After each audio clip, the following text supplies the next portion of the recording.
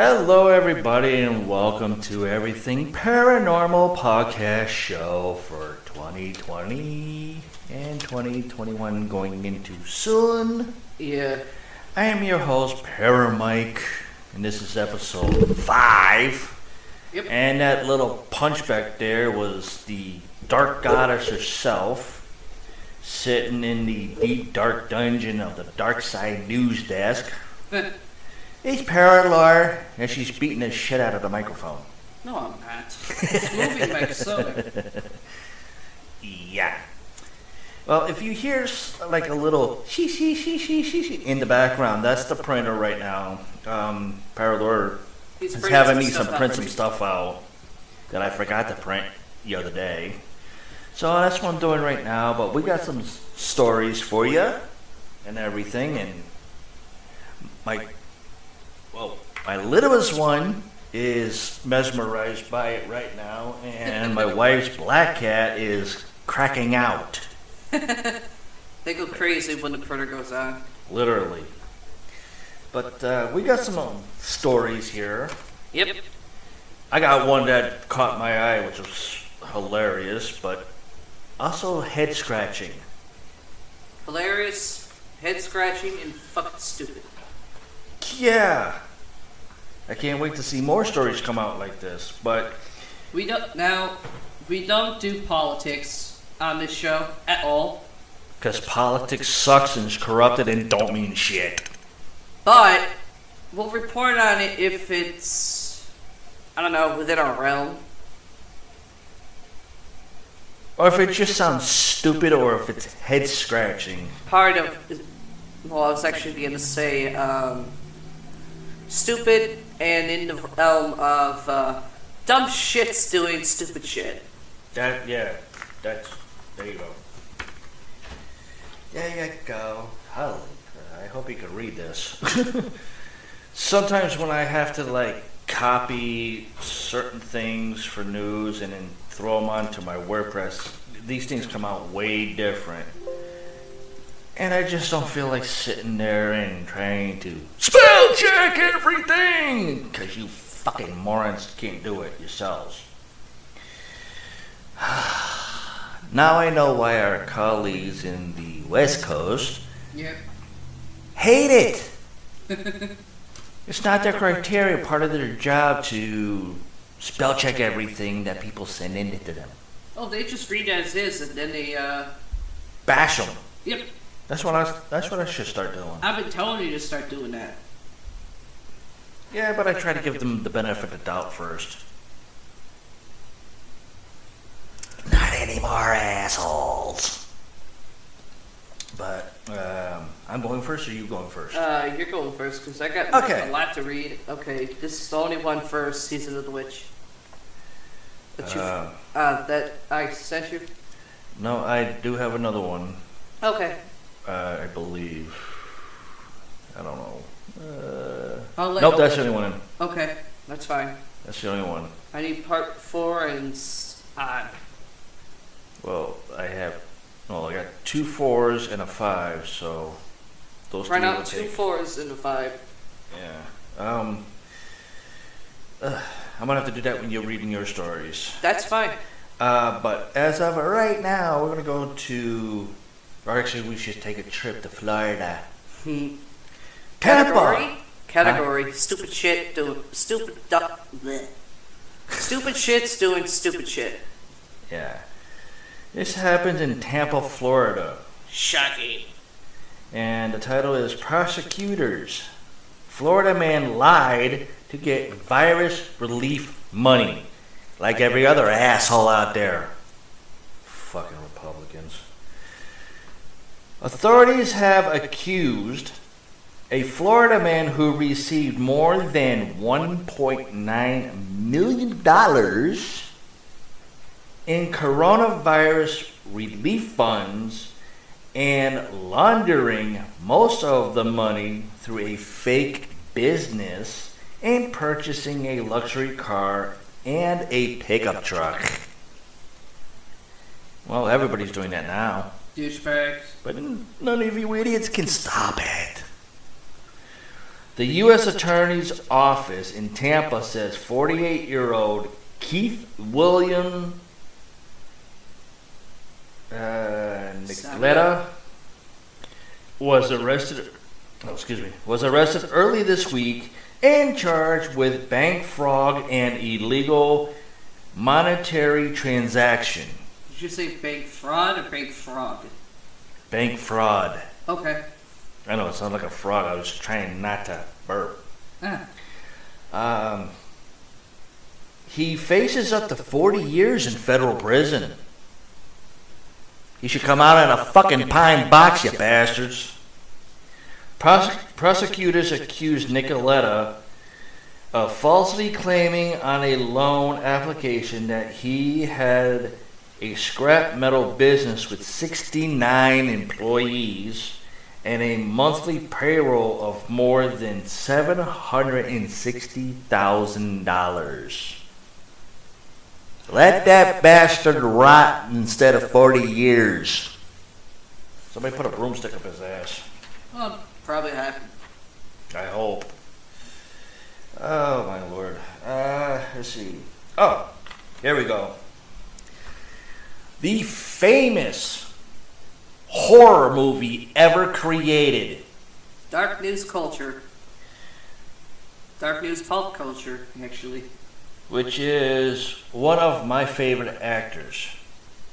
In some certain movies. Other movies, he just looked like he just got dicked around in. Depends on which movies. There was one in the 80s where it was a witch movie. He had a small role. Oh, yeah. He looked like he didn't know what the fuck he was doing, and the part of that role was stupid. Well, I can tell you what channel that actually was a movie on. Disney. Go figure. No. Disney played it more than once. No. This was before cable came out. This was actually on regular television. It was also in movie theaters. Rock Band. Actually, it was on channel 61. Yeah. At the time, when we didn't have cable, because I remember it, because I watched the movie. So did I. Talking about the wonderful and talented Mr. Tim Curry to make a rare public appearance 8 years after his stroke. Yeah. I'm still surprised that he remembers everything that he did. Yeah, and he still looks the same, even with the stroke. Yeah. He still got the same hairstyle. Of course. He still got the perfect trimmed up goatee. Well, a lot of movies he doesn't have a goatee. Yeah, I know. But he still got that perfect trimmed up goatee. But yet, when that was said, he looked like the Doctor himself. Yeah. Just the difference is he was in a wheelchair. Yeah. Tim Curry will make a rare public appearance at a Rocky Horror Picture Show fundraising event 8 years after suffering a stroke. The British actor who originated the role of Dr. Frankenfurter. Sorry. I'm sorry, but every time they say it, it's Dr. Frankenfurter. I know. That's how they say it. So that's how I'm doing it. I know, it's certain accents. Yeah. Well, no, English does it too. Well, yeah. I mean, we do it. We call him Dr. Frankenfurter. Well, I actually always called him Frankenfurter. Yeah. On stage and reprised it in the classic 1975 film, will appear during a live stream reading of the original Rocky Horror script. Yeah. In that, yes, I said live stream. I'll get to that soon. The event will take place in aid of the Wisconsin Democratic Party, with proceeds going to the Biden-Harris presidential campaign. I did not see that part. Yikes. I did, after you showed it to me. And of course, Para-Lor didn't point that out to me. in quotations here, it says, Rocky Horror has been changing lives for decades, and now with this reunion on Halloween night. That's right, Halloween night, this Saturday. In Wisconsin, Democrats in the final stretch, it's going to change the world again. We don't need any more changes. Unless they're good ones. The only change I gotta see is get rid of the Democrats, get rid of the Republicans. We'll all be fine. That's actually anarchy. I don't give a damn. I know. I'm just quoting the song that Linkin Park did. Yes, I Anarchist. know. I know. Said party chairman Ben Winkler? Yeah. Wikler. Yeah. Sorry, if I botch names, not my fault. Go ahead, just botch the shit out of it. In the final spirit, or sprint, I should say, not sprint, of this election, we don't need a time warp. Yes, we do. Yes, we do. We need to go back. A good time warp. Yeah, go back to Obama. At least he got things done. Good luck. Hey, when the pandemic hits, he was there. He killed the Ebola. He didn't let it go out like we have now. Also taking part in the star-studded reading will be the original Rocky Horror actors, Barry Bostwick and Nell Campbell, along with Jason Alexander, Seth Green, Rochelle or Rachel Bloom. I don't know if I said that right. Rochelle. Josh Gad, Taylor Schilling, Rosario Dawson, and David Arquette. Okay, now when I read that part, two names popped out that I don't remember in this. Neither do I. Unless they're like guests coming over. Probably going into because it, yeah. I guess the Rocky Horror Film Show was one of their inspirations or something. That's what I'm guessing. I don't know. Curry has been slowly returning to public events in recent years following his stroke, which left him requiring the use of a wheelchair. He attended a premiere in 2016, as well as a comic convention in North Carolina in 2019. Yeah. In 2015, Curry said that his sense of humor had assisted in his recovery. Mm-hmm. It's not tough to maintain, he said. It's just part of my DNA. Yeah. So would that mean that since he had a stroke 8 years later, his DNA got more sarcastic? Possibly, yeah. From the stroke? He's always had that personality. It just came out more often afterwards. Yeah, but it says it maintains him. It's actually good. And it's part of his DNA. So does that mean the stroke made him more sarcastic? That's what I want to know. Let me say this. When it comes to DNA, it depends on the person that sees things differently. Tim Curry being one of them in a good way. Yeah. But DNA, and trust me, there's a lot of this one.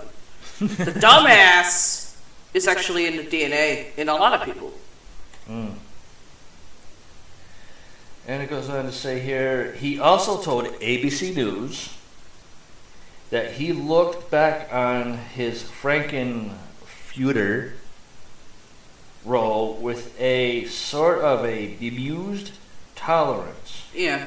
Adding, it's neither or neither to you blithering idiots, a blessing nor a curse. I was lucky to get it. He's basically one of those few lucky people that was just there. Yeah. The Rocky Horror Show Livestream will be held on October 31st. This Saturday! For more information, You can find it on a website which is linked, and I will have that up on the website and everything because it's too long to even say on the air where it is. So you'll have to go to our website, go to the episode page, and just look for it. Well, here's the thing. Since that's coming out for a live stream, and there's a live ghost hunt live stream on the Queen Mary where Kane Hodder's in. Yeah, that's Omar Gosh TV will be there for that one. Talk about fucking double whammy. Which one do you choose? Lucky bastard. I don't know if you can do two different live streams at the same time. Well, I think this one is in the central timing. Yeah. And I think California, where the Queen Mary is, I believe. Yeah. Which is not Pacific time. Location. I think it's Pacific time. Central Pacific. As far as I know, but I could be wrong. Yeah, but I'm hearing the website right now of it. There is some payments you would have to pick. Basically donation. It's well, actually, it's to make sure you have your spot for the live stream online, which is at 9 p.m. on Saturday, October 31st, Central Time. Yep. If you want to see it, once you scroll down to the on the page, they are asking for a contribution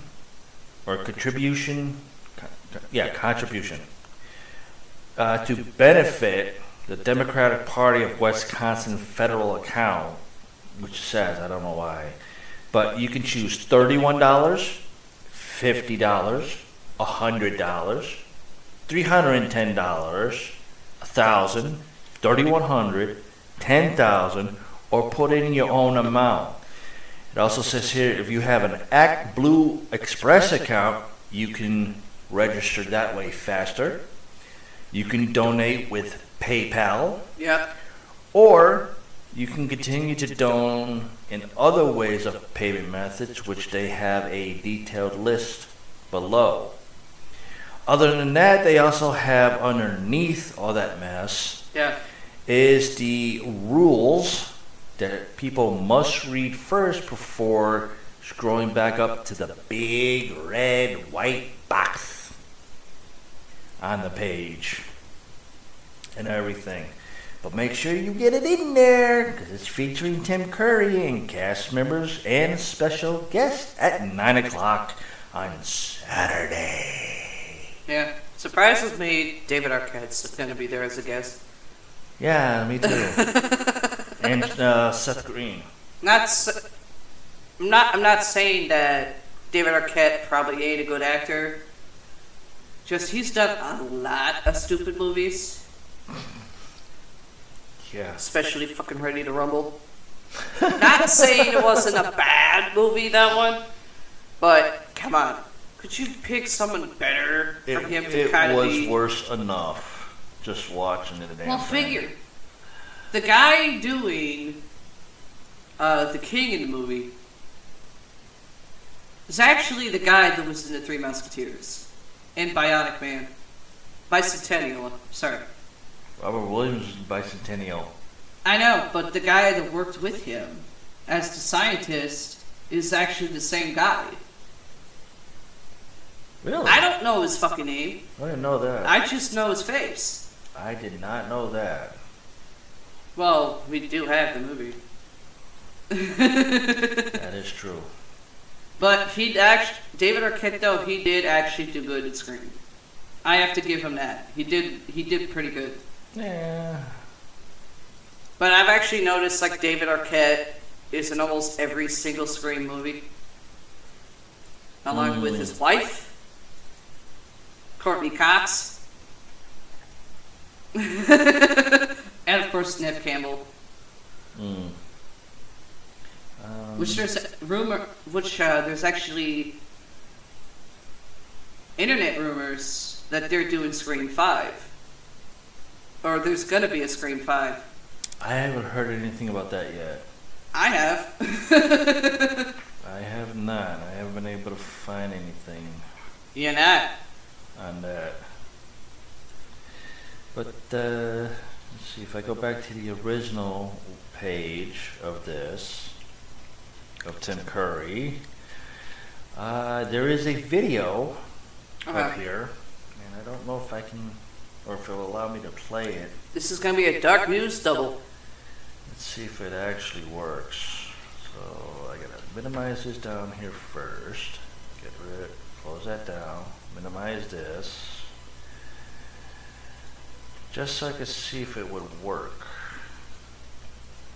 Although I'm not 100% sure if it will.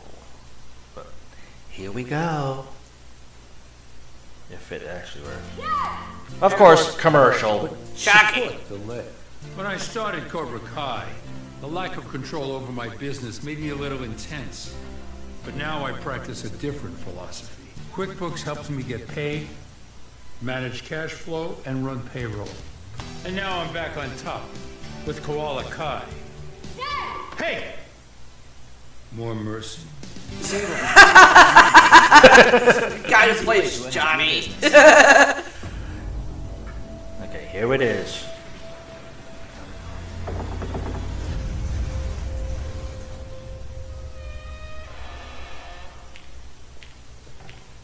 Hello. Oh, Chantel.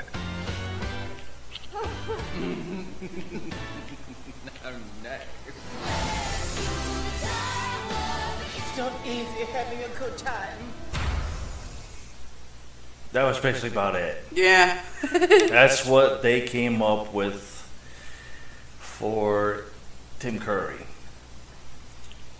To me, honestly, it looked weird just by watching it. Sorry, Sounded weird. This is podcast radio, not internet. Makes good radio. But just looking at it, it was like, what the hell? I don't know. It's not what we seen before. Not the 1975 version and not the updated version. This was totally weird. Like the butler had really long black hair. It's probably what his actual hair color is. And the French-speaking person, Yeah. which to me is a drag. Yeah. I thought it was RuPaul at first. I'm dead serious. I thought it was RuPaul because the lips were out there. I was like, no, that can't be RuPaul. Then I'm like looking at it and I was like, does he know French? I don't think so. Can he even speak it? Is the question. But that was weird. But yeah. Let's see. You know, I thought you would want to do this story since it's a funny movie. Alright, let me see it. But I'm surprised you want me to do it. I mean... Alright, I'll do this one. The first look at James Gunn's The Suicide Squad in costume does not disappoint. Let's see. See all 15 of the DC Comics villains together. A first look at James Gunn's sequel to 2016 Suicide Squad, called The Suicide Squad, has been revealed, showing the 15 lead characters of the sequel in costume. It doesn't disappoint. Empire Magazine is the first to show the cast of the DC Comics movie in their outfits, from Idris Elba's Superman villain, Bloodsport, to former Doctor Who Peter Capaldi as the Thinker. Here's a Which is the stupidest name ever for a character. Can't be no worse than the fucking Rat King in Ninja Turtles. No, that was perfect. That was perfect. Which version? The cartoon version. Well, okay. You got the original cartoon version, and you kind of have an updated version. I don't know what year those came out. Either way, it was a perfect character. But anyway, this is the cover of the magazine's latest issue, which was posted to Twitter. They're a pretty bleh. Take a drink, stumbled. Here's a pretty colorful bunch, eh? King Shark immediately jumps out with him. Bleh. Okay. What with him being a giant shark man and all. John Cena's, yes, John Cena, the wrestler. Peacekeeper also catches the eye, wearing a red and blue costume that very much looks like it was made at home by a member of his family. It is. Could they pick something better? Probably not. Due to the fact, the Peacekeeper is like a douchey freaking Captain America type. Yeah, basically. The list of returning characters from the original movie is fairly slim. Margot Robbie's Harley Quinn, Jay Courtney's Captain Boomerang, Joel Kinnaman's Rick Flag, and Viola Davis's Amanda Waller are the only ones coming back. James Gunn, of course, is the director of Marvel's Guardians of the Galaxy movies, and as Suicide Squad has previously been described as an R-rated comedy. It's well within his wheelhouse. He also directed the movies Slither, which was actually stupid, and Super. Let's see. Who's the cast of the Suicide Squad? The cast for this film is massive, and surely a whole bunch of these folks are going to get blown up before the movie ends.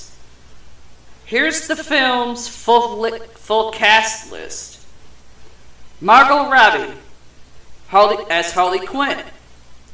Jay Courtney as Captain Boomerang. Viola Davis as Amanda Waller. Idris Elba as Bloodsport.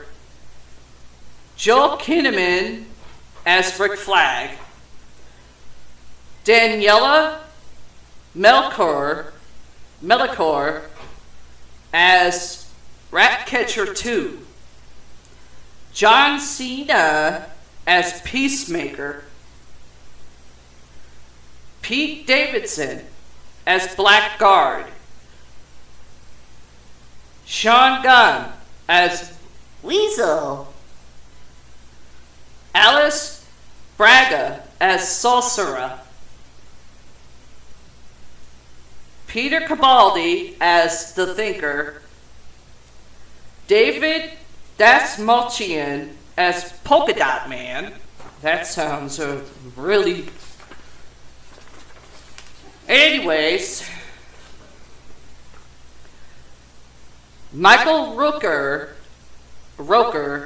as Savant. Or Savant. And I have no idea why Daniela McCallier as Ratcatcher 2 is twice for the cast. Fula Borg as Javelin, Nathan Fillion as TDK, aka that actually means the detachable kid. Mei-Ling Nig as Mongel. The Suicide Squad movie is set for release at August 6, 2021. We dare to dream of a world where theaters are open by then. Well, some theaters are, it's just depends on where they are, really. But I, for one, I'm actually gonna go see this movie with Paramite because we both actually liked the first one.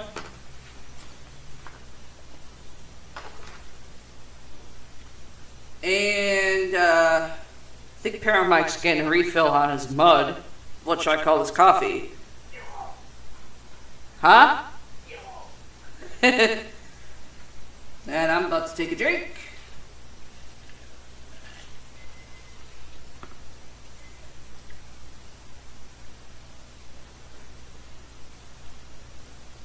So, with that being said, when Paramite comes back, he's going to finish our dark news. And since it's Halloween season, I have some stuff on a certain other franchise of things you didn't know about it. And when I read those, I'm about to put some people, and one of them being my brother, in the eehaw type of category. The jackass category. Winner, jackass dinner. Which is actually winner, chicken dinner.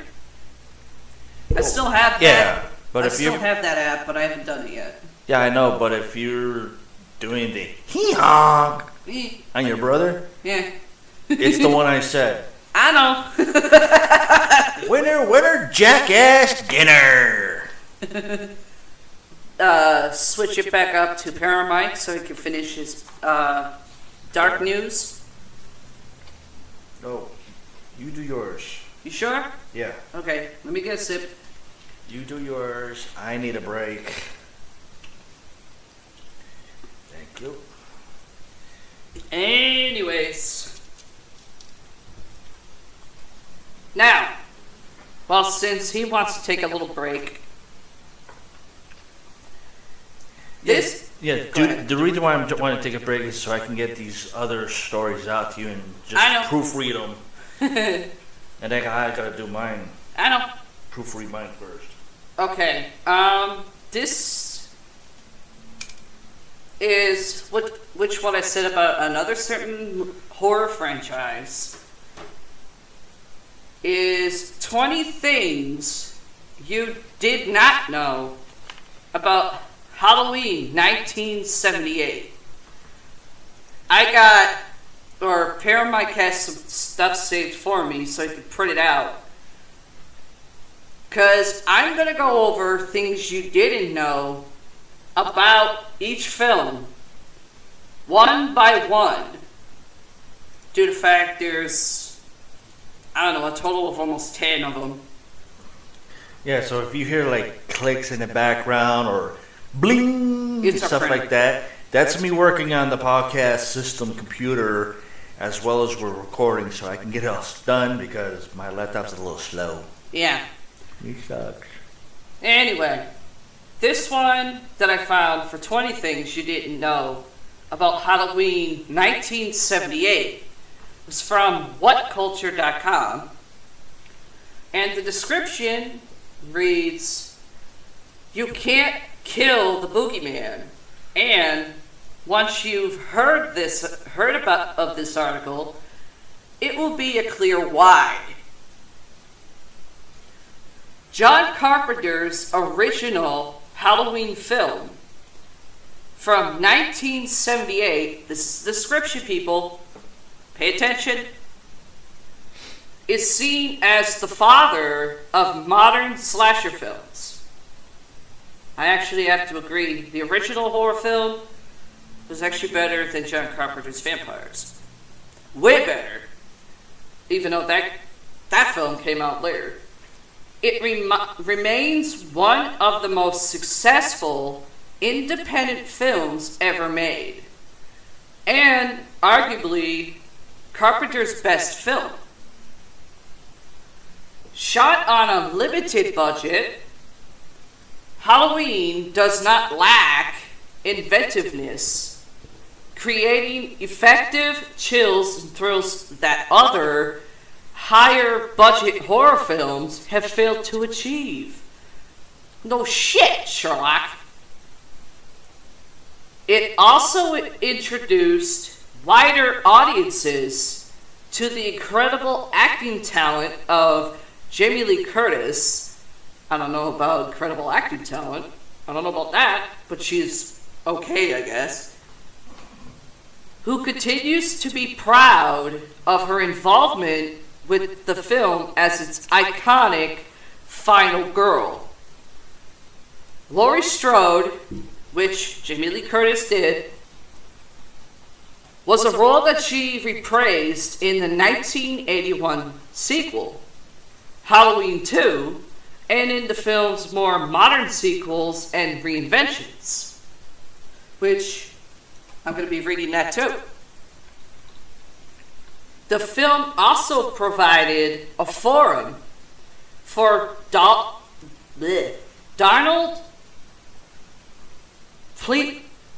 I don't know how this can be someone's last name. Donald Pleasance? Okay. To portray Michael Myers' psychiatrist, Dr. Sam Loomis, an unlikely good guy who appears to be almost as unhinged as Myers himself, thus ending Pleasance's streak of being typecast as evil characters.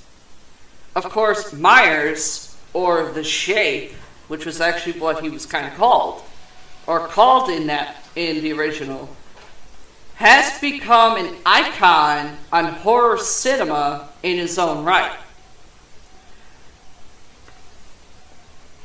Now, on to the list. And no, I don't mean the Chris Jericho's list. Number 20, The Trees in Autumn. Halloween, the event, which would be in 4 days, occurs every autumn, and therefore, what? 4 days? No, 3 days. Well, now 3 days. And therefore, it is quite usual to see the trees shading their leaves over roads and pavements during the course of the film of the same name. That's a little redundant. Added to this, the film takes place in a fictional town of Haddonfield in Illinois. However, if audiences watched the film carefully, they will see that the majority of the trees in Haddonfield still bear very green leaves, even though there are plenty of dead ones littering the streets. And there are even palm trees seen in and around the town, which I have noticed, but I did see that. This is because Halloween was largely filmed in and around Los Angeles, California in May 1978. Owing to the shortage of dead leaves, the cast and crew would all pitch in to decorate the streets with pieces of paper cut and painted to look like leaves. What, did we go back to preschool? Nah, I think we went back to the sandbox on that one. Even a Freddy Krueger, Robert Englund stopped to help out. After each scene had been shot, the cast and crew would then have to collect all of the fox leaves, not only to avoid littering, but also because the leaves would be required in later scenes. In one of the film's many demonstrations of the power of suggestion, Carpenter manages to convince audiences that a Californian summer is actually an Illinois autumn.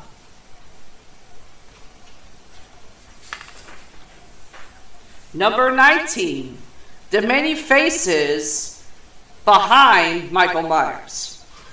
Nick Castle is widely regarded as being the original Michael Myers. Indeed, he has returned to portray Michael in Halloween 2018 and Halloween Kills 2021. I gotta try to find something on that one. It will presumably also do so in Halloween Ends. Okay, so there's gonna be more than 10. Anywho, next, keep going. Still on 19, folks. Castle was an apprising director at the time and a close friend of John Carpenter, who lived close to the set and wished to observe the filmmaking process. Carpenter obliged, and since Castle would be on the set virtually every day during filming, he suggested that Castle take the majority of the Michael Myers role, since it made good sense and would provide him with a hands-on filmmaking experience. Okay, how many people out there know directors that would actually do that? Because I don't know any. I've always got passed up for blondes. However, he is not the only actor to portray Michael Myers in the original film. Of course, it is also known that Will Sandin portrayed the 6-year-old Michael Myers, whilst Tony Moran portrayed the unmasked Michael Myers toward the end of the film. The film's production designer, Tommy Lee Wallace, also reported that he portrayed Michael when certain props were to be destroyed, as he knew what sort of pressure would need to be applied to break them. Stuntman James Winburn also portrayed the role, and the film's co-screenwriter and producer, Deborah Hill, stepped into the role of The Shape, which was actually what Michael Myers was in that half the time, in a wide external shot in which Tommy Doyle, Brian Andrews, sees Michael standing outside the Wallace's house. Her hands were also used as those of the young Michael in the opening sequences of the film. Number 18, Jamie Lee Curtis, the teenager. Halloween started life as a film about the stalking, however you want to fucking say it, and murder of several teenage babysitters. By the time the film was released in October 1978, P.J. Souls, who portrayed Linda Van der Klook, what a freaking name for a character, de Klook, and had been born in July 1950, was 28 years old, as was Nancy Kyes, formerly Numis, who portrayed Annie Brackett, who had been born in December 1949. On the other hand, Jamie Lee Curtis, who had been born in November 1958 and would have been 19 years old at the time of filming in May 1978, and often the film's initial release. Therefore, out of the actresses to portray the key female characters of Laurie Strode, Linda Van der Klook,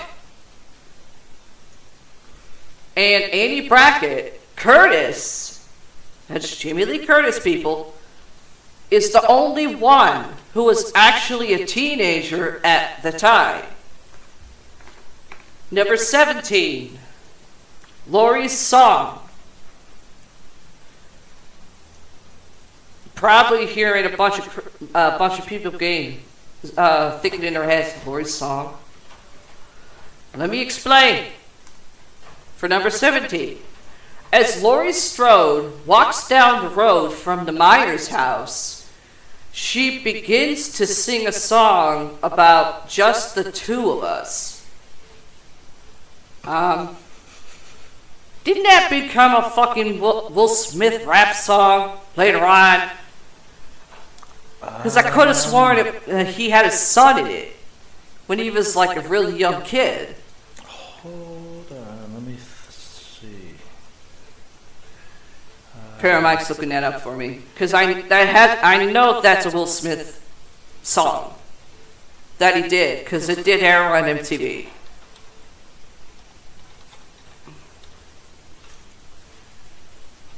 I'm taking a quick drink.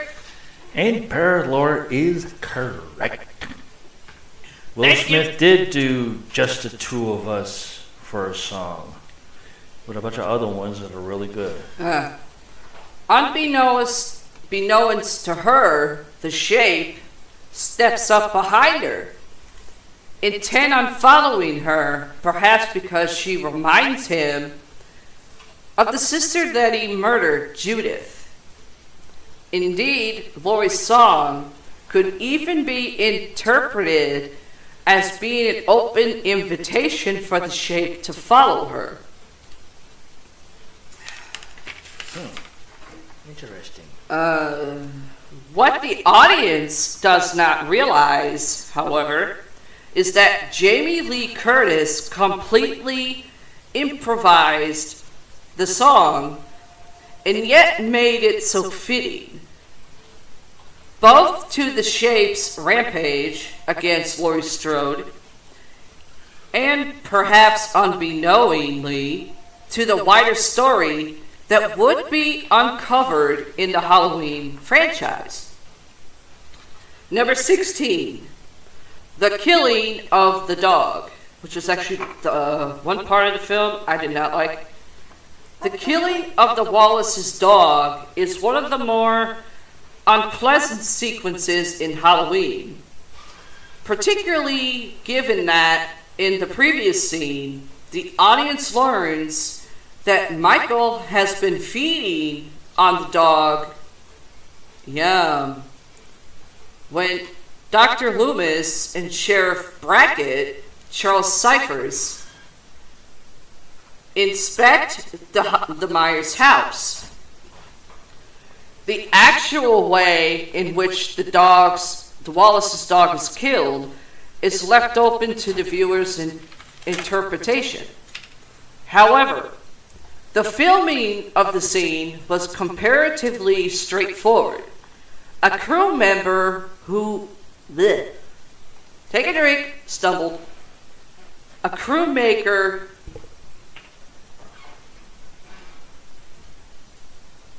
what the hell was I? Crewmate. Okay, thank you. Was holding the dog in his arms and then dropped it. The film was then slowed down to make it seem as though the unfortunate animal was writhing in agony when in fact it had purely been dropped from a comfortable sitting position to a position where it was only being held by its upper body. So, you people will be pleased to know that the poor animal survived the filming process. Okay. Well, that would open a whole lot of fucking doors that they wouldn't have wanted to open. Number 15. The poster in Laurie's bedroom. Not mine, but the character. Laurie's bedroom has been used as a mine for details surrounding her character. Not least given that a doll on her dresser was featured in the 2002 film Halloween Resurrection. However, there is a poster in Laurie's room which is intrinsic to the story of this original entry in the Halloween franchise. A poster of Belgian artist James Ensor, who was born in 1860 and died in 1949. Ensor was well known for his paintings and individuals wearing grotesque masks. For instance, the Scandalized Masks, 1883, the Skeletons Fighting Over a Hanged Man, 1891, as well as his most ambitious work, Christ's Entry into Brussels, in 1889, which was actually in 1888. Which means the Belgian artist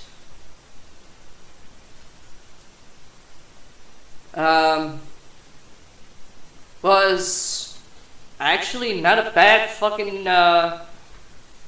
freaking artist back then. Way back in the day, I guess. You ever thought a Belgian would do horror movies? No, he didn't. You don't see that much. He didn't do the horror movie. His painting was in it. Yeah, that's what I'm talking about. Whoever thought a Belgian would do horror movies? I don't know. They obviously probably had to get the rights or be given the okay to put one of his paintings on the wall in Jamie Lee Curtis's room in the film. Yeah, that's what I mean. Hold on, let me keep going. It seems that Laurie Strode, like Michael Myers, has a pendant for masked individuals, which has helped to feed fan theories that Laurie actually wills the shape to follow her, and that she may even be subconsciously aware of the link between herself and Michael, which is established in the film's earlier sequels. So, there you go. Ta-da! Number 14. Who was Mr. Strode? Hold on. Laurie's... Fucking fly. Laurie's realtor father, Morgan Strode, makes a very brief appearance in the film, asking Laurie to leave a key at the old Myers house so that some potential purchasers could take a look around the supposedly haunted homestead. Let me see. Is there any more? Oh yeah, there it is. You got a bunch. No shit. I was looking for the fucking paper. He was portrayed by the late Peter Griffith, the father of Melanie Griffith and the former husband of Tippi Hedren, who had famously collaborated with Alfred Hitchcock on both The Birds, 1963, and Marnie, that's Marnie, 1964. Therefore, whilst Jamie Lee Curtis had a direct link to Hitchcock through her mother, Janet Leigh. Now, with me saying that, if you don't know who Janet Leigh is, get the fuck out the room. No need to introduce yourself. Her character also had an indirect link to Hitchcock through her on-screen father. Sadly, Halloween was one of the only two screen credits for Griffith, the other being in The Eldritch Family in 1951. And Richie says, I don't know my horror. And I got a fucking minor in it in college. Which I fucking passed. Number 13. The origin of Lee Brackett. Charles Cypher's Sheriff Lee Brackett is an uneasy ally to Donald Pleasance's Dr. Sam Loomis throughout the film, doubting that Michael Myers has actually returned to Haddonfield, but also fearing what the impact might be if Loomis is correct and the little town actually has a killer roaming its streets. The sheriff was named in honor of screenwriter Lee Brackett, who had written such films as The Big Sleep, 1946, Rio Bravo, 1959, and The Long Goodbye, 1973. Halloween was made mere months after Brackett succumbed to cancer, following her admission of an early draft of the script for The Empire Strikes Back, 1980, to George Lucas. Interesting. John Carpenter is also a keen admirer of one of the directors with whom Brackett had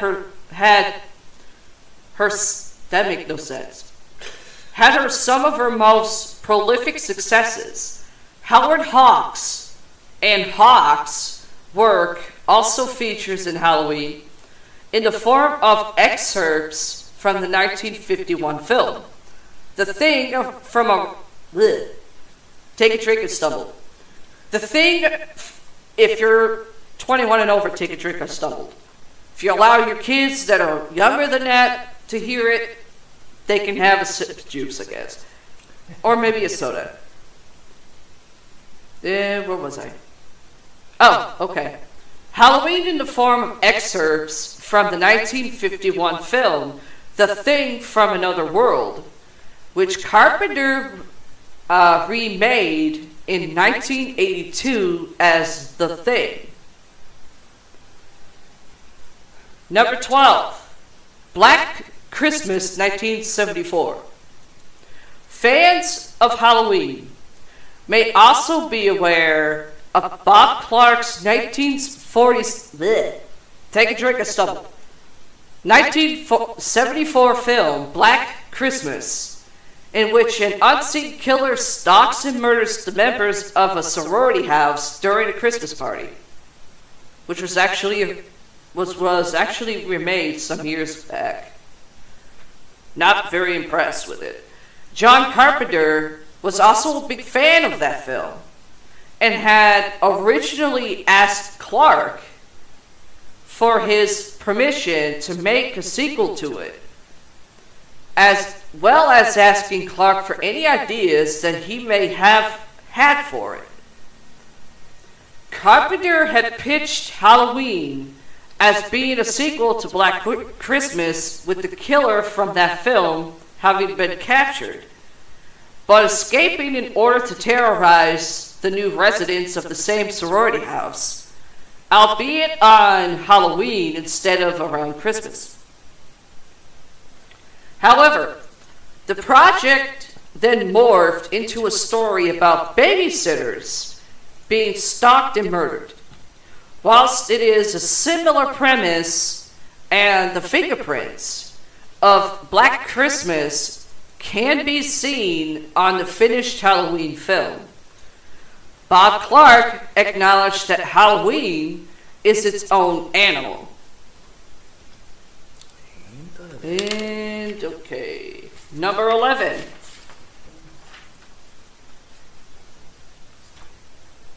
The Real Smith's Glove Sanitarium.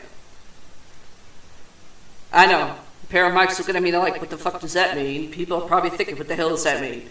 No, I was actually on the computer. Oh, sorry.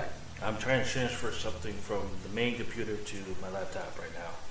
Yeah, you could have, went with it. Dolly! Sheesh. I know, I'm starting to sound like Tim every day. Yes, you are. And I'm Dave. Tim Dennis, for people who don't know. Let me get a drink. Tim Dennis of Darkness Radio. At the... take a drink of stubble. At the outset of the film, Smith's Glove Sanitarium is established as being quite a gothic and unsettling institution when the audience sees Dr. Loomis and Marion Chambers, who was played as Nancy Stevens, driving up to it. This is mainly because the scene is set on a stormy night, with all of the patients wandering around of their own free will. However, when it is formally introduced only a few scenes later, Smith's glove appears to be just the opposite. Take a drink of stubble, as it is clearly quite a modern facility.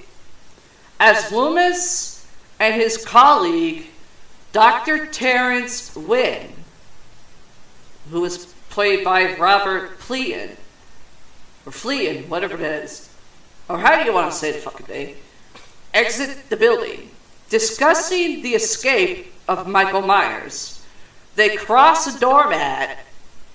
That's doormat. Not doormat is who you drop off the corner.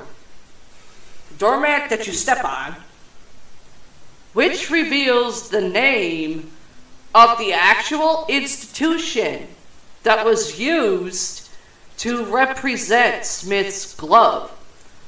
Lavina Hospital and Sanitarium in Altadena, California. Number 10. Annie's boyfriend, Paul. Nancy Keyes' Annie Brackett is seemingly obsessed with her boyfriend, Paul. Curiously, however, he is never actually seen on screen. Fortunately for him, he does not seem to venture anywhere near either Wallace or Doyle residences on the fatal Halloween night of Michael Myers' return. He is, however, heard when he calls the Wallace house. It gets through to Kyle Richards, Lindsay Wallace, who eventually puts him through to Annie after her earlier wardrobe disaster in the kitchen. Audiences may be interested to know that the voice of Paul is actually that of John Carpenter himself. So that I was fucking right on too. Number 9. The Loomis that never was. Donald Pleasance's fantastic performance as Michael's psychiatrist, Dr. Sam Loomis, cannot be overlooked in Halloween. However, he was not Carpenter's original choice for the role. The director wanted a British actor who could breathe gothic life into the character's many soliloquies about evil. Sir Christopher Lee humbly admitted that declining the role of Loomis, which would have been a rare good guy role in his filmography, was the biggest mistake of his career. Whilst Halloween's filmmakers were told at the time that due to his supporting role in 1977 Star Wars, Peter Cushing could accept nothing other than the starring role in Carpenter's film. I was right, Sir Christopher Lee was a douche. Although Carpenter was prepared to accept an American actor in the role of Loomis, he was thrilled, when Donald Pleasance accepted the role. Even though Pleasance informed the director that he had only done so as he had alimony to pay, and his daughter Lucy had been a big fan of Carpenter's Assault on Precinct 13, 1976. Talk about a double whammy for that. It was a good move for Pleasance, however, as he would later appear as Loomis in 4 other films, in what became the Halloween franchise, as well as starring 2 other films by John Carpenter. Number 8, Lindsay Wallace's lineage. It was no coincidence that Kyle Richards was cast in the role of Lindsay Wallace. Kyle's sister, Kim Richards, had played Kathy in John Carpenter's Assault on Precinct 13. It was not a pleasant role for Kim, a child actress at the time, to play as Kathy is brutally shot in the chest by a member of the Street Thunder gang while she is trying to buy ice cream. Perhaps knowing how explicit the film had been, Carpenter deliberately went for a more implied approach when directing Halloween. And it is noticeable that the shape does not actually attack any of the children who appear in the film. Leslie L. Rowland would briefly portray Lindsay Wallace in Halloween 4, The Revenge of Michael Myers, 1988. Whilst Kyle Richards would reprise the role herself in the upcoming Halloween Kills. I gotta try to find those. Right? Make a note for that, if you can. Where's the goddamn page?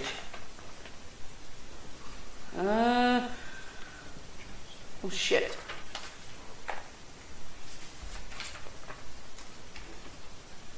Okay. Blah, blah, blah, blah. You forgot. Hang on.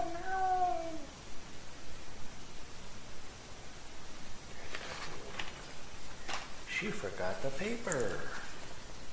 No, I didn't. I'm trying to find. Okay, here it is. Write down Halloween Kills. It's saying 2021, but I don't know. Kills? Yeah. kills. Okay. And Halloween ends. There's no date for that, so hopefully you can find that one. Those two for me. Okay, so Or I find it. So I gotta look for Halloween Kills Yeah.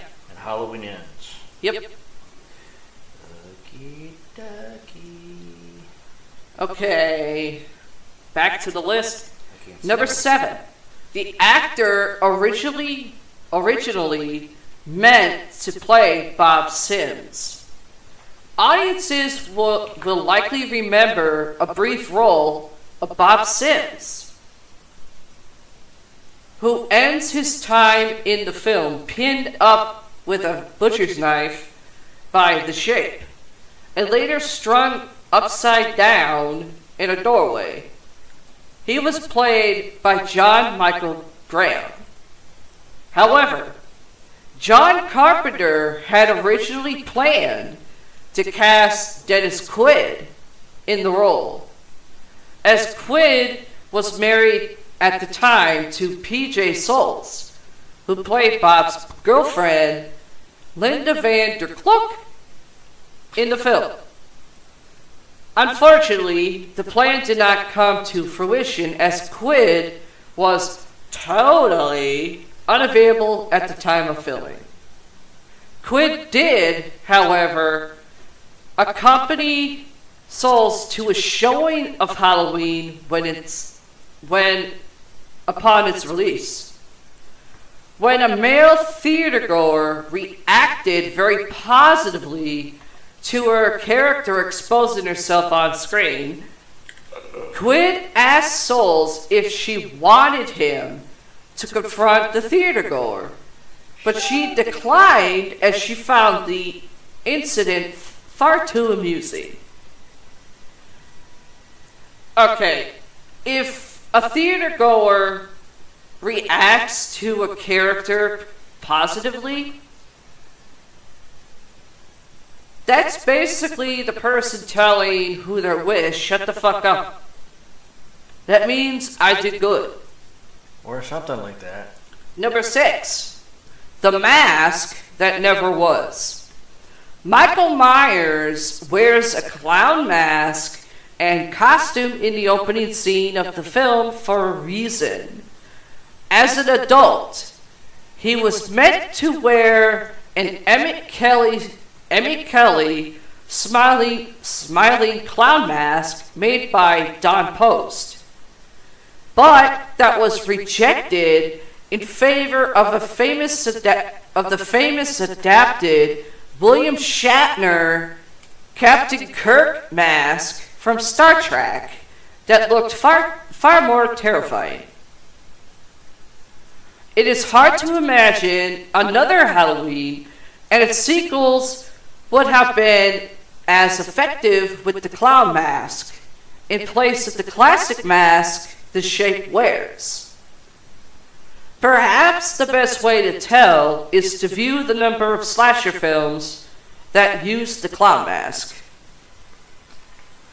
Technique which emerged after Halloween, such as the 1980 film Terror Train, which also starred Jamie Lee Curtis. That's no shocker. Halloween filmmakers would, however, toy with the clown mask idea in both Halloween 4, The Return of Michael Myers, 1988, and Halloween 5, The Revenge of Michael Myers, 1989. Whilst masks by Don Post Studios were central to the plot of the non-Michael Myers film, Halloween 3, Season of the Witch, 1982. Anybody else want to say I'm wrong on that? I don't hear anything except crickets.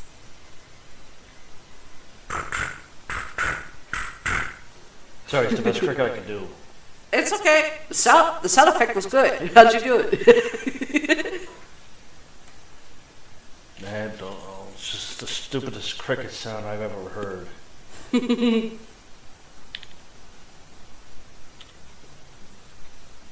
And yes, the little snare restored by little brother, people were wondering. Number 5. The Bowling Green Philharmonic Orchestra. John Carpenter's hometown is Bowling Green in Kentucky.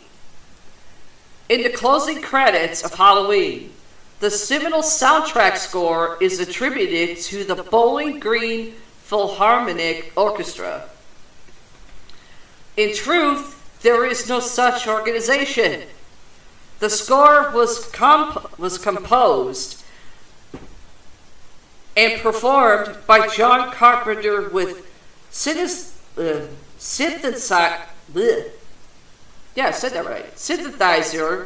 programming by John Wieman.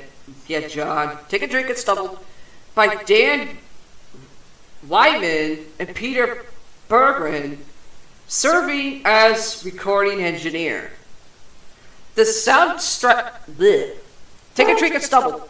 The soundtrack score is considered to be one of the film's greatest strengths, setting the mood of dread and intrigue for the entire film, whilst definitive anchoring events in the late 1970s. So much so that the score has formed the basis for the soundtracks of each of the film's Michael Myers relevant sequels. Number 4, it is not a bloodless film. Now, what does that mean? I'll explain. Especially when compared to the slasher films that followed it, Halloween is often regarded as being a cut above the rest. Pun intended. Because it does not show blood. It is an entire falsehood. There is plenty of blood in Halloween, but the mastery of the film isn't distracting in the audience's attention from it. For example, when the 6-year-old Michael Myers kills his sister Judith, Sandy Johnson, in the film's opening sequence, the blood is clear to see, but the flashing butcher knife in Michael's hand distracts the audience's attention from it. Later, Loomis only just overlooks a garage worker who has been stabbed by the adult Michael, and when Laurie discovers the bodies of her friends in the Wallace household, Nancy Annie Brackett has had her throat slashed, but the lighting used in the scene helps to maintain a sense of mystery around how she met a grisly end. Again, given how bloody his previous directorial effort, Assault on Precinct 13, had been, Carpenter looked to Hitchcock's Psycho when he made Halloween to familiarize himself with how to show blood on screen whilst distracting the audience's attention from it. Number 3. Michael Myers is not actually disfigured. According to John Carpenter, fans of the film often tell him how shocked they are to briefly see the disfigured Michael Myers revealed towards the end of the film. As audiences will recall, the shape, it says throttling, I'm just going to say strangling, Laurie Strode on the landing at the Doyle residence when Dr. Loomis rushes upstairs. Laurie manages to fend the shape off for a moment by pulling off his mask, revealing the 21-year-old Michael Myers. Carpenter considers it to be a great example of the power of suggestion in films that audiences see a disfigured Michael Myers, portrayed by Toni Moran. In this scene, because in truth, what they are actually seeing is a handsome young man with an injured left eye, from where Laurie thrust a coat hanger into his mask. He is not actually disfigured at all. How the shape appears behind Laurie. This is number 2. When Laurie Strode goes to the Wallace's house to investigate what has happened to her friends, she finds the utmost fatal mistake of edging back towards an open, darkened doorway. Fans of the film will remember that the shape that gradually materializes from the darkness as if he is stepping forward to intercept her. The truth behind this scene is far less sinister than its on-screen presentation, but it is a successfully chilling effect. Nick Castle simply stood Take a drink and stumbled. Nick Castle simply stood still in the darkened room beside Jamie Lee Curtis and an assistant on set used a dimmer switch to gradually turn up the lights in the room, making it look as though the shape was noiselessly closing in on her. And number 1, the references to Psycho. John Carpenter is a big fan of Alfred Hitchcock. Like many directors before and since, he has cited the master of suspense as being a key influence upon his work. Halloween is an extremely good example of this. Jamie Lee Curtis, of course, the daughter of Janet Leigh, whose character was infamously knifed in the shower at the Bates Motel in Hitchcock's 1960 film Psycho. But the references to that film do not stop there. For instance, Donald Pleasance's Dr. Sam Loomis is named in honor of the hero of Psycho, John Gavin's hardware store owner. Meanwhile, Nancy Stevens portrays a nurse accompanying Loomis to Smith's Grove Sanitarium to bring the adult Michael Myers before a judge to have him ruled insane on his 21st birthday. It is not specifically mentioned in the film, but Stevens is actually portraying Nurse Marion Chambers, which is a combination of the names Marion Crane, Janet Leigh's character in Psycho, and Sheriff Al Chambers, John McIntyre's character from that film. Whilst it does not directly relate to Psycho, Carpenter also used Brian Andrews' Tommy Doyle after Wendell Corey's Lieutenant Detective Thomas J. Doyle from Hitchcock's 1954 film Rear Window, which was in black and white, which also serves as something of an inspiration for Halloween's more voyeuristic moments. Far more disturbing, however, is the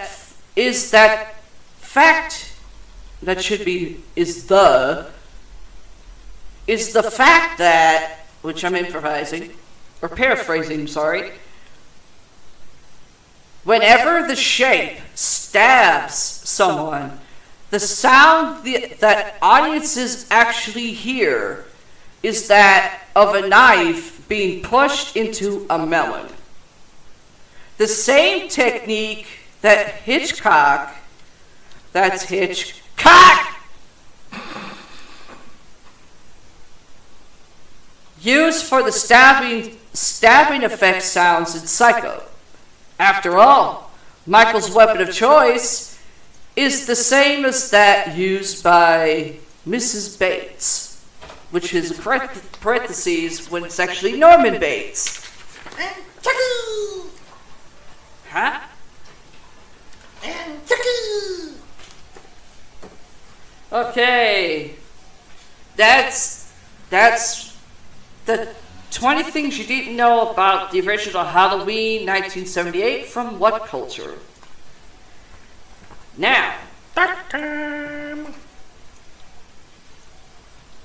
this one, however, I found more shit to it. More shit being good shit. This is 50 things you didn't know about the Halloween 1978 from flavorwire.com. On this day in 1978, this is the premise, people, pay attention, a low-budget horror thriller opened quietly in Kansas City, Missouri. It would end up changing the genre forever. The simple tale of an unstoppable killer stalking and killing young people on All Hallows Eve. Halloween earned a staggering return on its small investment and prompted a slew of sequels and slasher movie imitators. Whammies! But the original film was one of skilled craftsmanship, genuine wit, and low budget ingenuity. Take a drink or stubble. Low budget ingenuity. Here are some fun facts about its production. Yes, people, I'm going to read this one to finish off Halloween 1978 things. And then I'm going to switch it over to Paramike so he can finish the stories for Dark News. Number 1. Halloween's total budget was $320,000 at that time. It grossed 70 million in initial release, making it the most profitable independent film ever made until 1999's The Blair Witch Project. I still don't know why people think Blair Witch Project was actually one of the best. I don't think so. Not really. Fucking stupid. Go to shit! Oh, what? I just thought something. Uh-oh. No, it's a line in the fucking Blair Witch. Oh, I think we're lost. It's a big plot in the middle of the fucking movie. Oh, we're lost. Yeah, I think we're lost.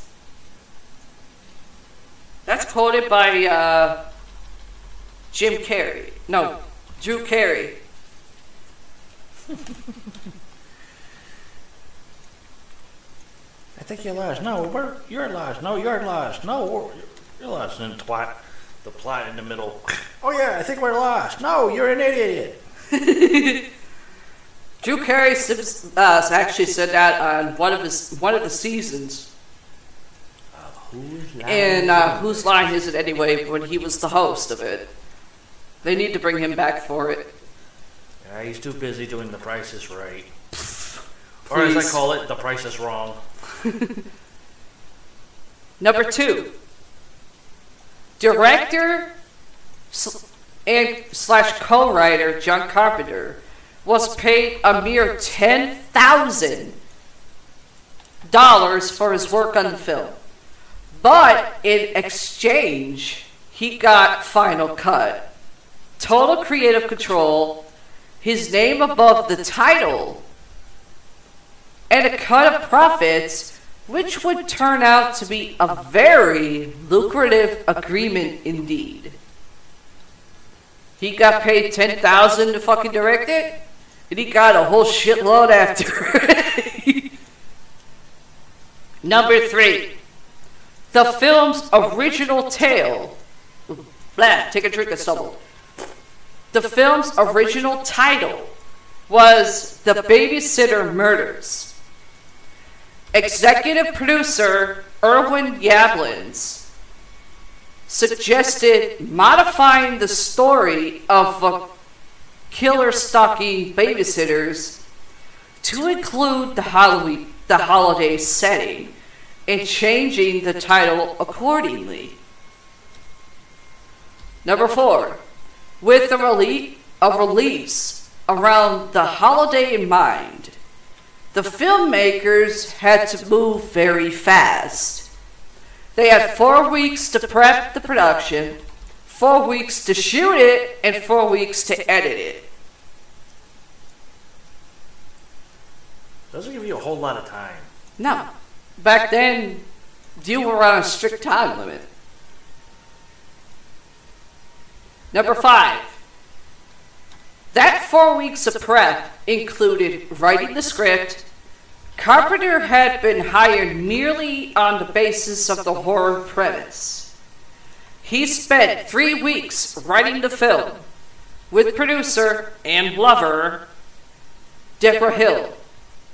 She wrote most of the dialogue for the female characters, taking great pains to give their characters real authenticity. Number 6, which has more shit on Jamie Lee Curtis, who was cast in the leading role, was, and it's actually repeated from the first one that I read, from the first site I read it on, was an 19-year-old contract player at Universal. This was her film debut. She had only done television work until then.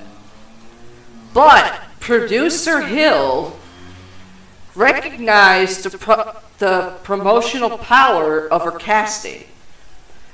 She was the daughter of Janet Leigh, who played Marion Crane in Psycho. Both Curtis and Lee would later appear in the 1998 sequel Halloween H2O. Number 7. Curtis was not Carpenter's first choice for Laurie. Shocking! But weirdly, his initial pick also had a mother-daughter connection to Hollywood's past. He offered the role to Annie Lockhart, whose mother June starred in TV's Lassie. Lockhart turned down the role. Number 8. Carpenter and Hill had loved P.J. Souls' work in Carrie and wrote the role of Linda, the cheerleader, specifically for her. Number 9.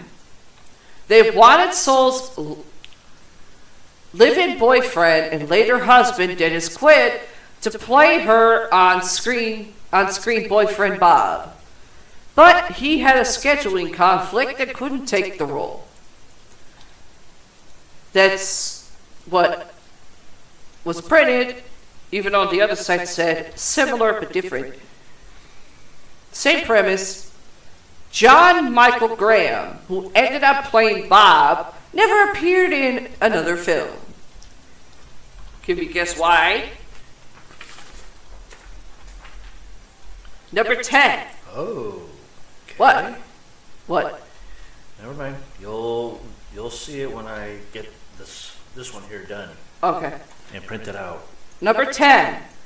Other best-known role in the 1970s was Alan Arkush's Rock and Roll High School, which was also shot by Halloween's director of photography,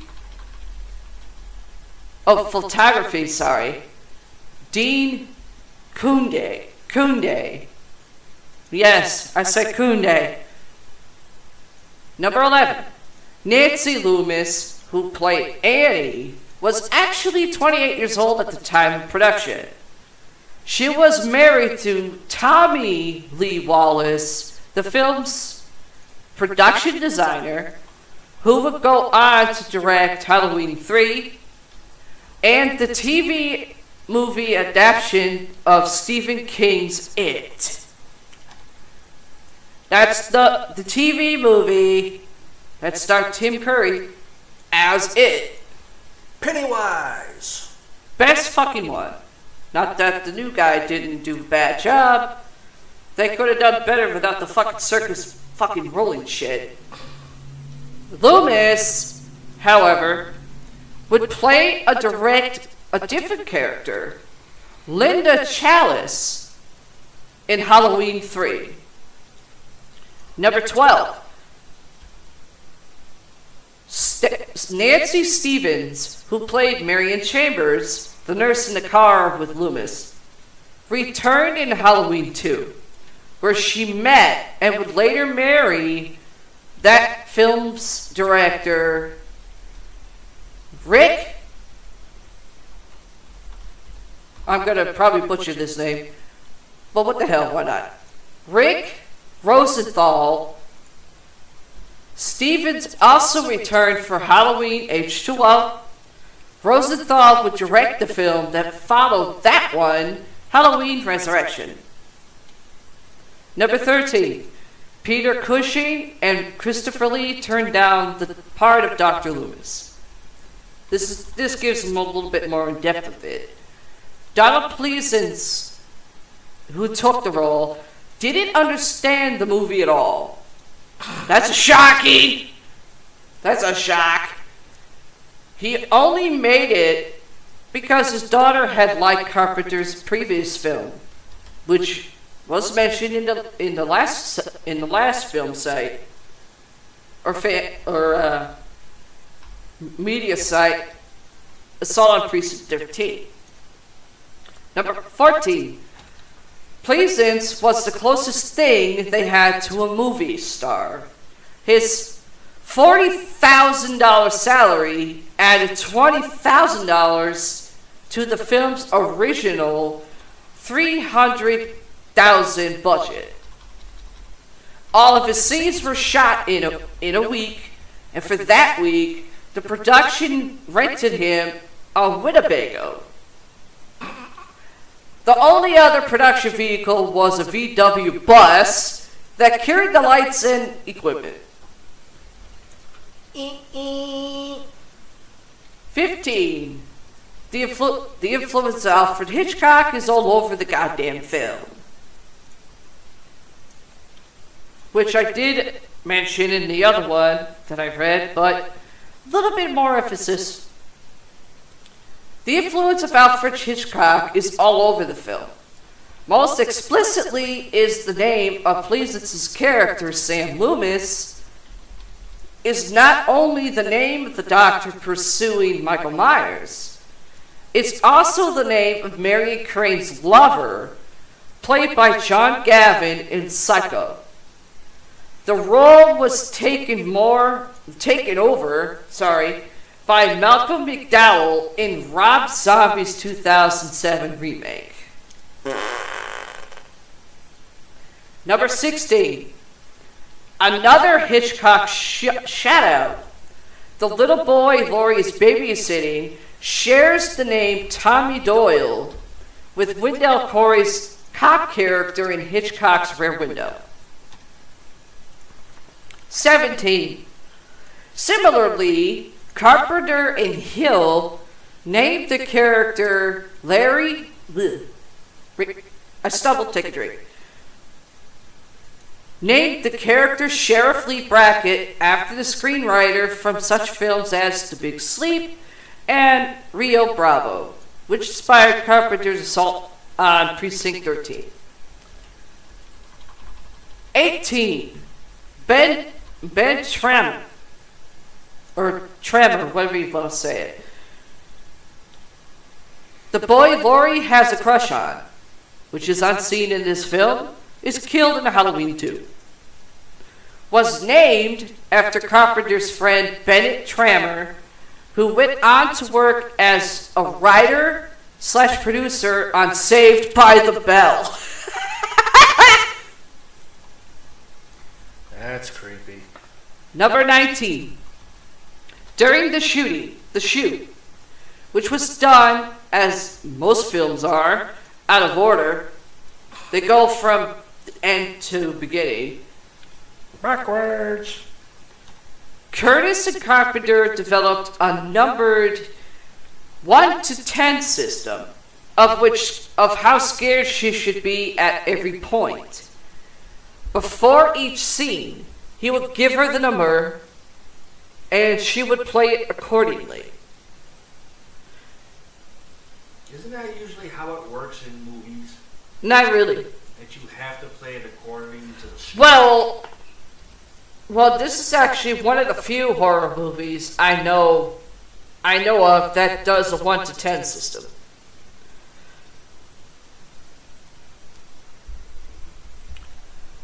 Number 20. The film was shot in just 20 days.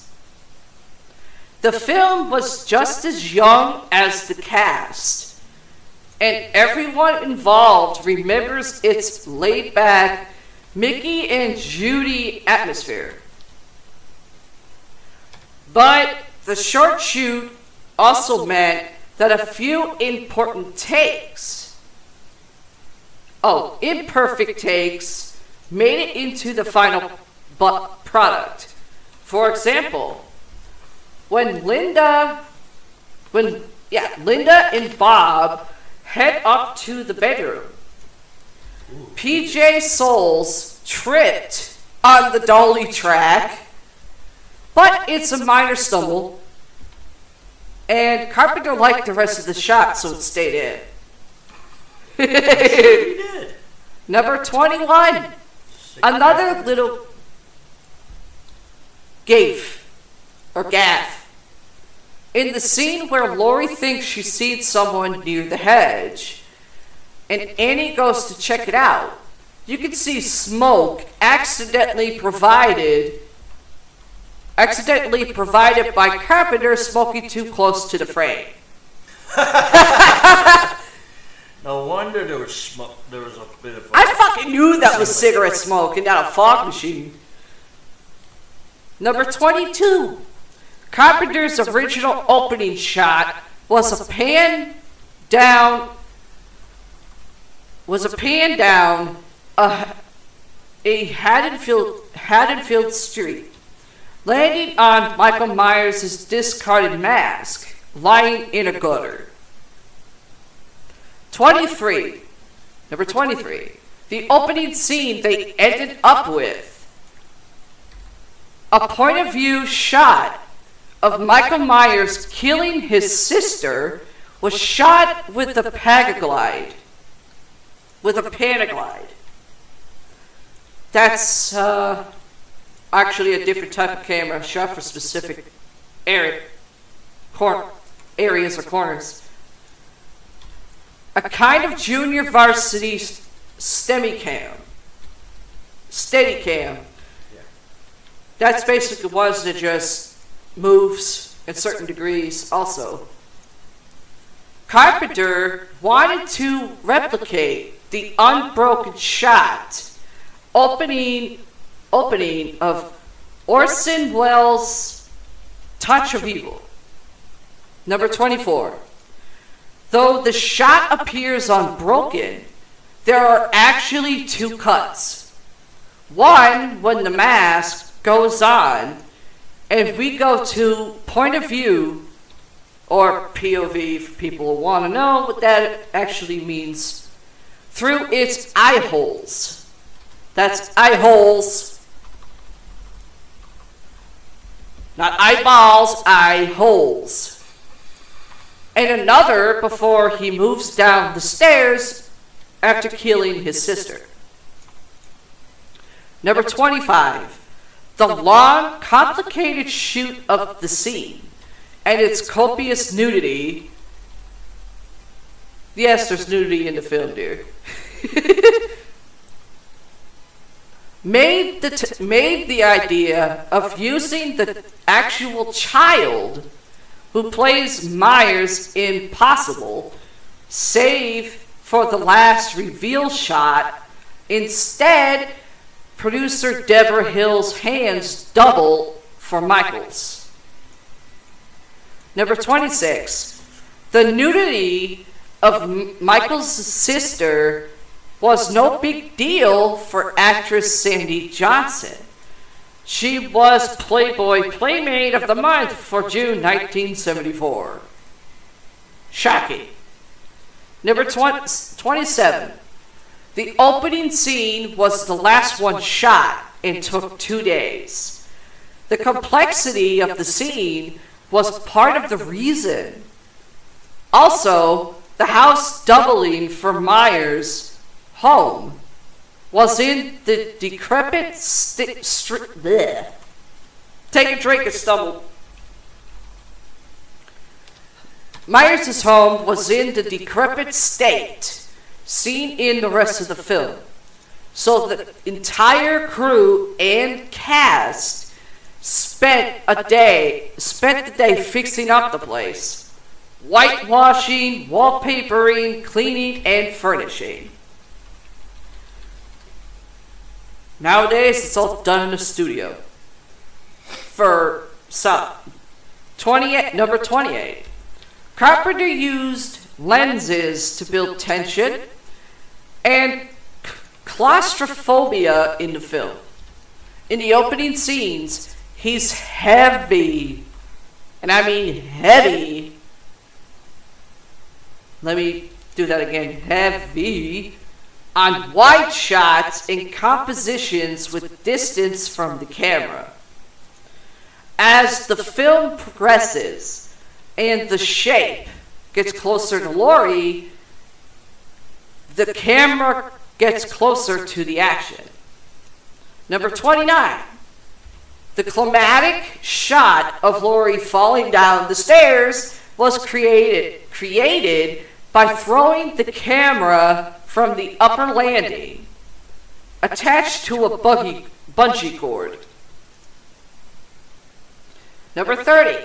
Tommy Doyle watches Howard Hawks and Christian Nabe's The Thing from Another World on TV. Carpenter used his own 1-inch videotape of the film and his own television for the inserts. He would later direct a 1982 remake of that film. 31. The film's towns of Haddonfield and Smith's Grove are fictional, at least in Illinois. But they were named after Deborah Hill's hometown in Haddonfield, New Jersey, and the town of Smith's Grove, Kentucky, near Carpenter's hometown of Bowling Green. Number 32. The film wasn't shot in Illinois, but in Southern California, Pasadena, and Hollywood, specifically. Carpenter and cinematographer Dean Kunde struggled to keep palm trees out of the wide shots. Well, if you're filming in freaking California, good luck with that one. Every way you turn, there's fucking palm trees. But the main trouble was that the fall set film was shot in spring. And though bags of brown leaves were brought in, and giant fans were used to blow them around, that's what she said. That's what she said. One can't help but notice they're on the streets with the trees above them are full in green. Number 33. In the script, Michael Myers is only referred to as the Shape. Carpenter's USC classmate, University of Southern California, classmate Nick Castle, whose father was a photographer for Fred Astaire. Holy shit. If you don't know who Fred Astaire is, you really don't know your movies. Who's also was a really good really good dancer too. Way back then. Played the Shape. He went on to co-write Carpenter's Escape from New York and direct several films, including The Last Starfighter and Dennis the Menace. Yes, that's Dennis the Menace, the movie. He improvised Michael's most chilling moment, the little turn of his head after stabbing Bob, which is how I sometimes do with my head, which scares some people when I do that. Number 34. Castles' face is only seen once at the beginning, when he jumps up on the car while escaping. The face of another actor, Tony Moran, was used when Michael is unmasked at the end. Number 35. Carpenter says that the idea of a killer hiding behind an expressionless mask was inspired by the classic movie Eyes Without a Face. Number 36. The low budget prevented the creation of a custom mask for Michael Myers. So production designer Tommy Lee Wallace went to a store and bought a Captain Kirk mask, the one that weirdly didn't look much like William Shatner. He took out the eyebrows and sideburns, spray painted it white, and called it done. Number 37. Laurie's bedroom wall sports a framed print of James Ensor, an expressionist painter known for depicting characters with disturbing masks. Number 38. The final montage that closes the movie was not in the script. I need to take a drink because I'm going to have to repeat that. No, I didn't stumble. I'm going to say that with a little more oomph. A little more oomph. Holy crap. We're in trouble. The final montage that closes the movie was not in the script. Sorry. Yeah, let me take those off for a bit. Holy crap. She blew my ears out.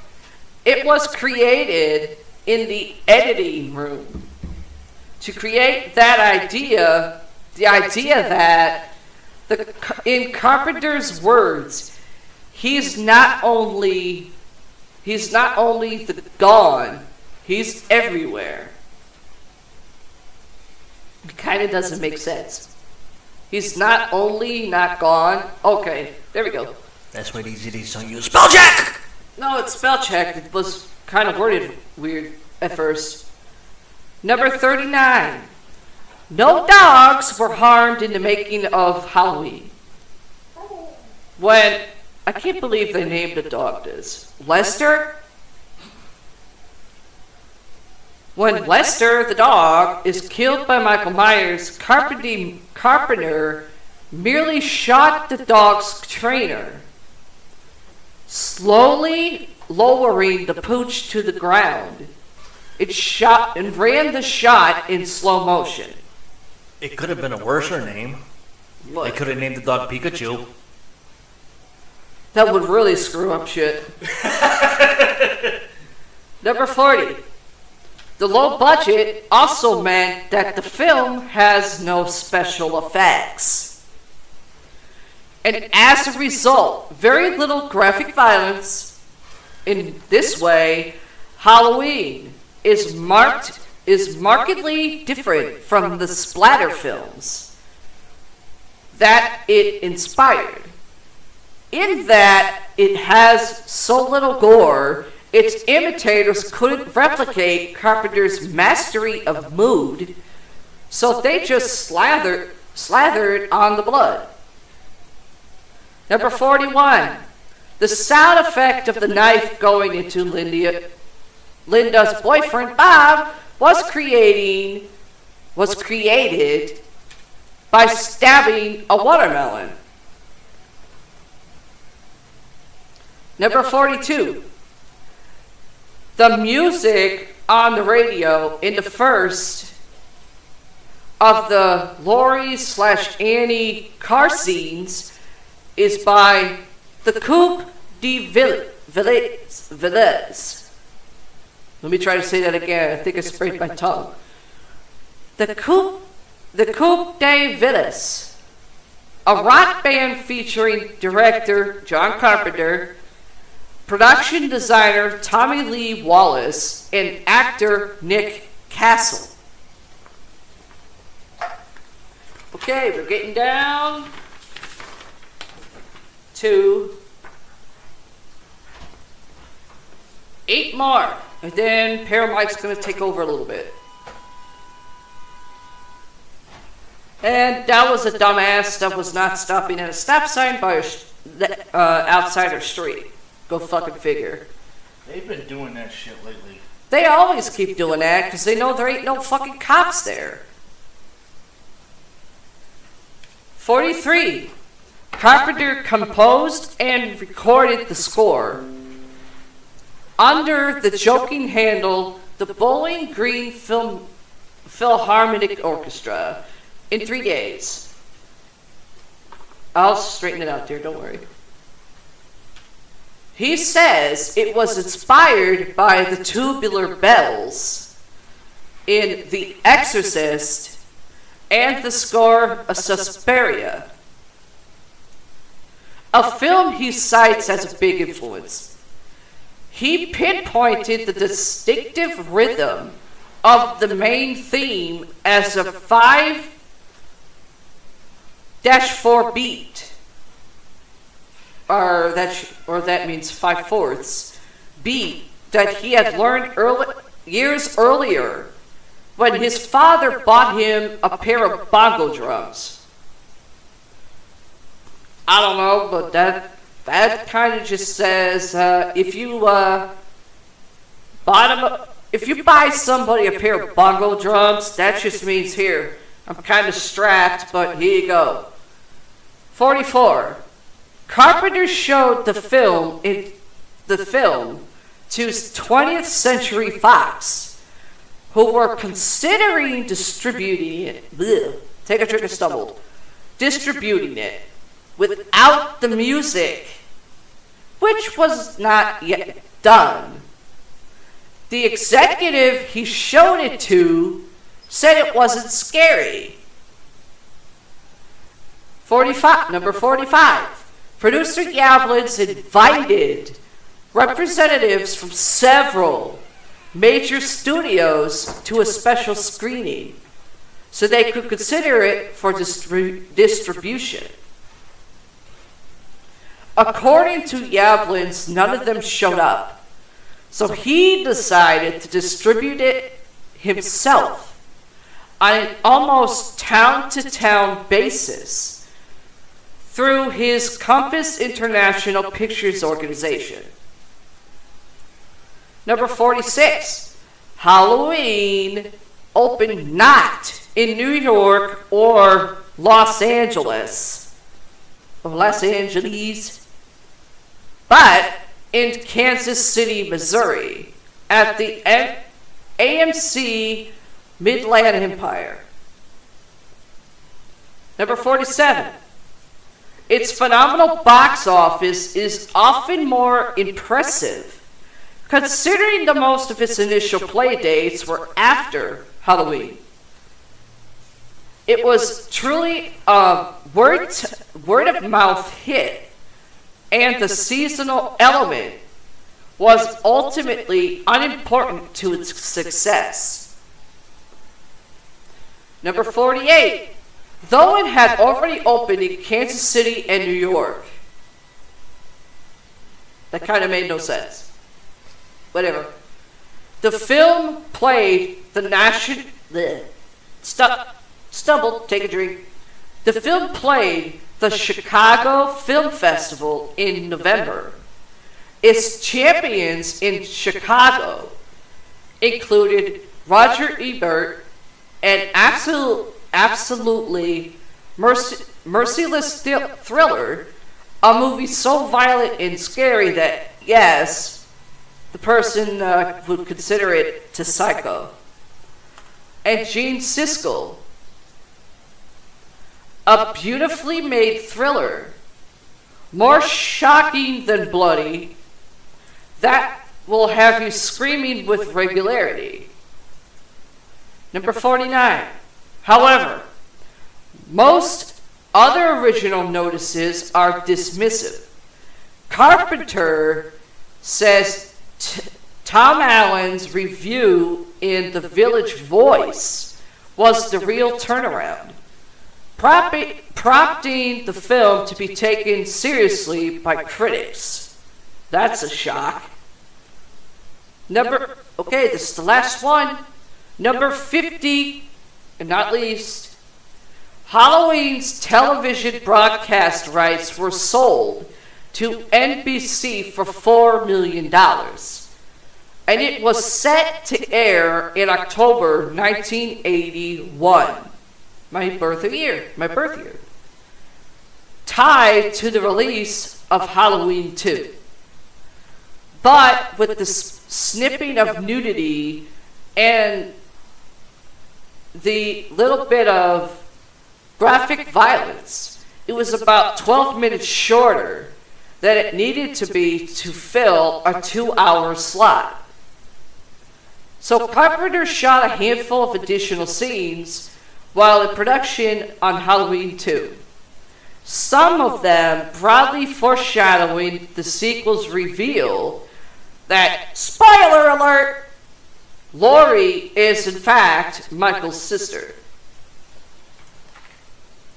And that's it for that too. I'm going to turn it over to Paramike so I can take a break before reading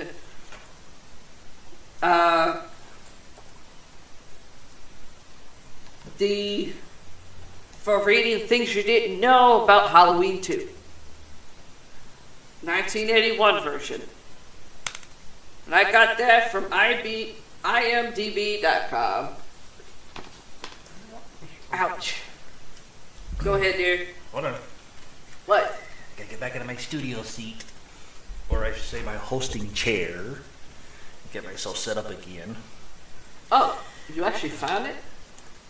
It's all from the same website. Okay.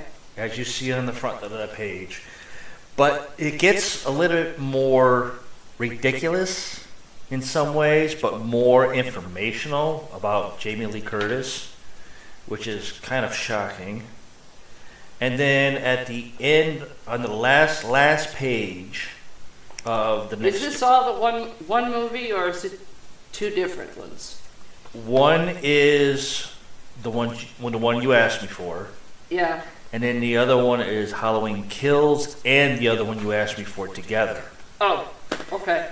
But if you look at the very end of that whole thing I gave you, Okay. the very last page, you'll see something kind of weird that have not been mentioned in the other ones you just read. Okay. So I'm just leaving that for you to take a look. Okay, go ahead, Derek. And don't worry, guys. All these stuff that we're reading will be posted on our website as a PDF form on the episode page. So just look to the left-hand side of your screen when you're scrolling down to find the show on our website. You'll see a section that says Dark News Stories. So you can just click on it and download it as a PDF into your system. All right, we're going to go to where is it? Oh yeah. A woman fails to spot burnt, red-faced demon behind her in video she sent to a pal. And yes, I have the photo pics, which will be posted up. A user says she spotted a demon in the background of a video after her pal pointed it out to her. And people are regretting watching that late at night, which makes no sense.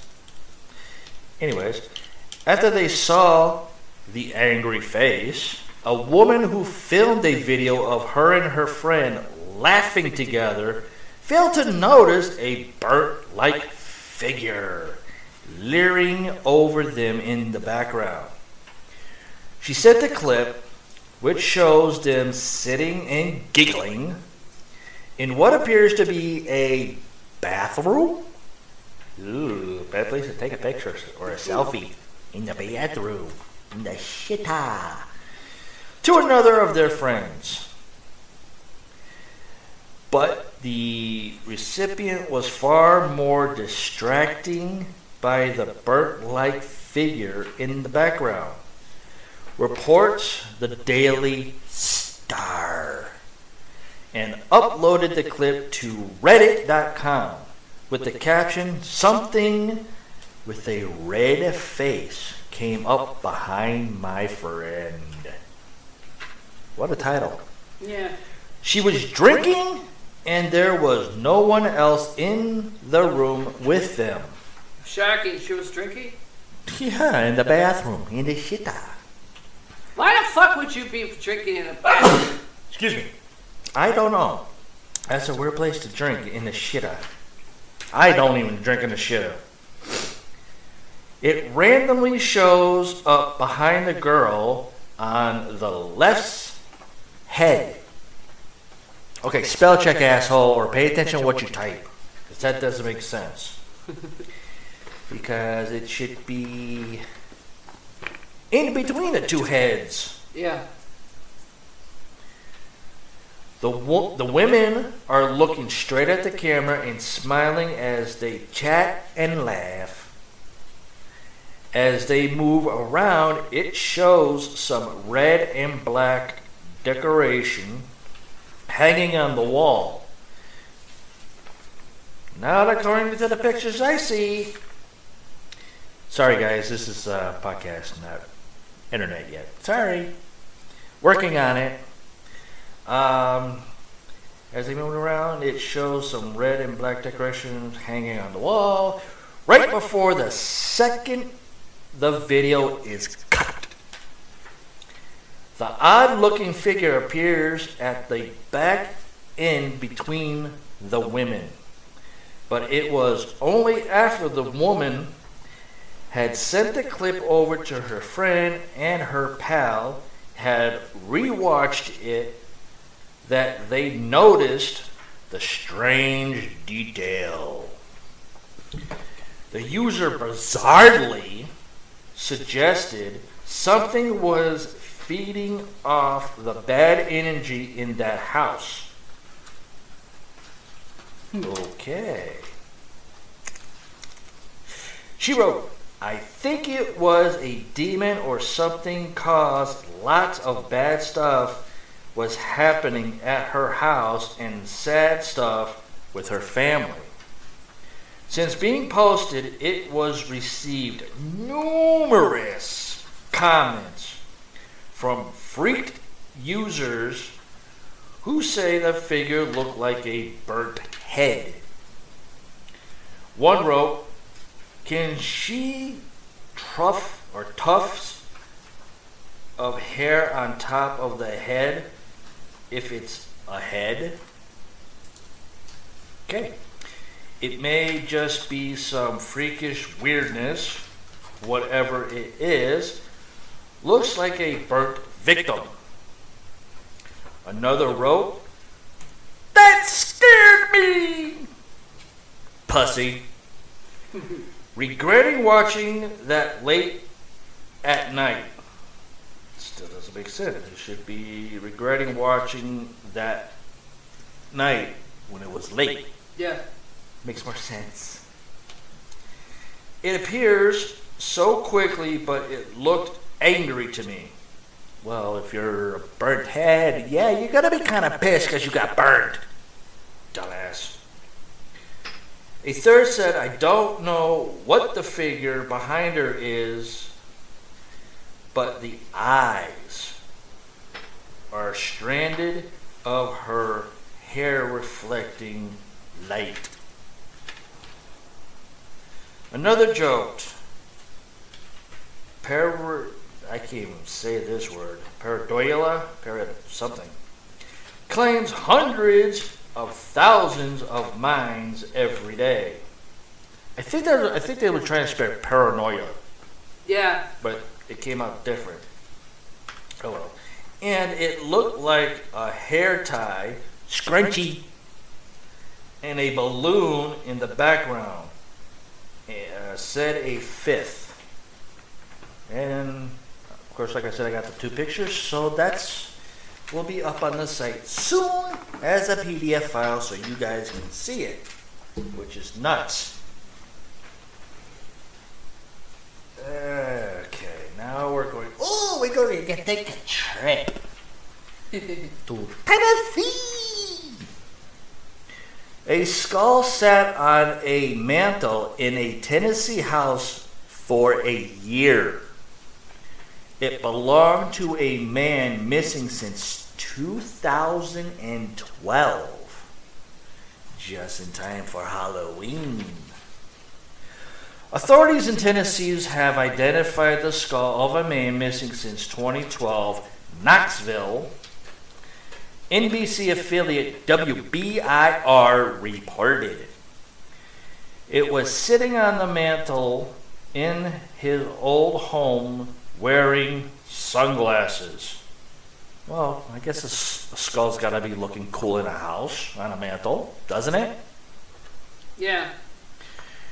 Junior Willie McCain was 79 when he disappeared September 8th, 2012, from his rural house in Wartburg, Tennessee, which was a population of less than 1,000 and is 140 miles east of Nashville.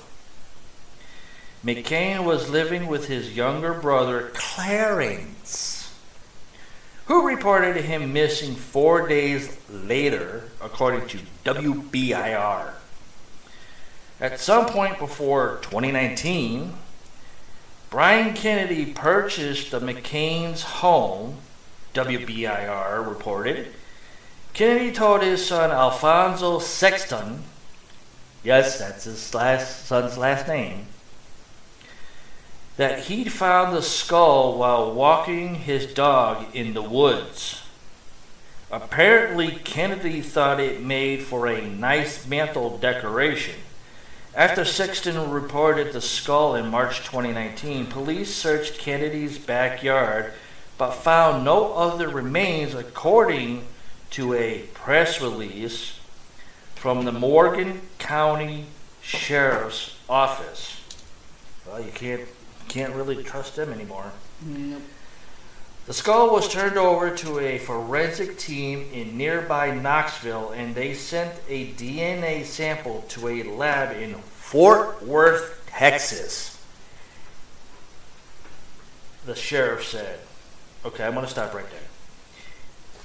If this is in Tennessee, Yeah. which is below our balls, and you're in the forensic team in the nearby Knoxville, Tennessee, Yeah. why would you send the DNA to another state? That's ridiculous. Don't know. Unless he's like almost like a federal. Well, it doesn't say that. It just says a forensic team in nearby Knoxville, which is part of the sheriff's department. Did you already kill the first one? Yeah. Okay. But it just doesn't make any sense for sending DNA to another state just to get tested when yet you can do it yourselves. That's how every state should be set up. But unfortunately, it's not. The lab compared DNA from the skull to DNA from other members of the McCain family and confirmed on October 19th this year. Huh. Not that long ago. And today is what date? The 28th. Yeah. So a week ago. Huh. That the skull was the missing McCain's.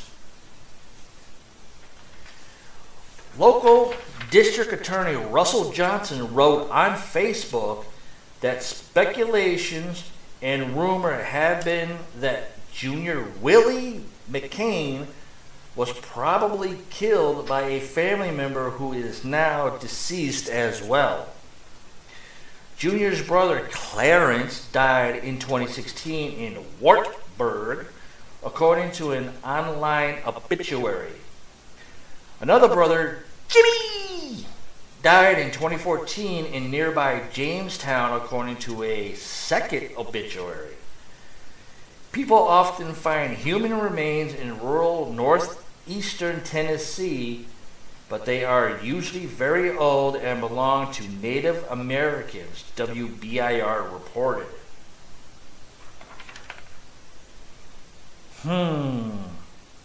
I think on the next episode I'll do more research on those. Yeah. And find out exactly more to that story. But that's just nuts. That is just nuts. Yeah, it is. Got any more stories? Nope, I'm out. I'm all out. That was the last two I had. Okay. Sorry. Not minding it.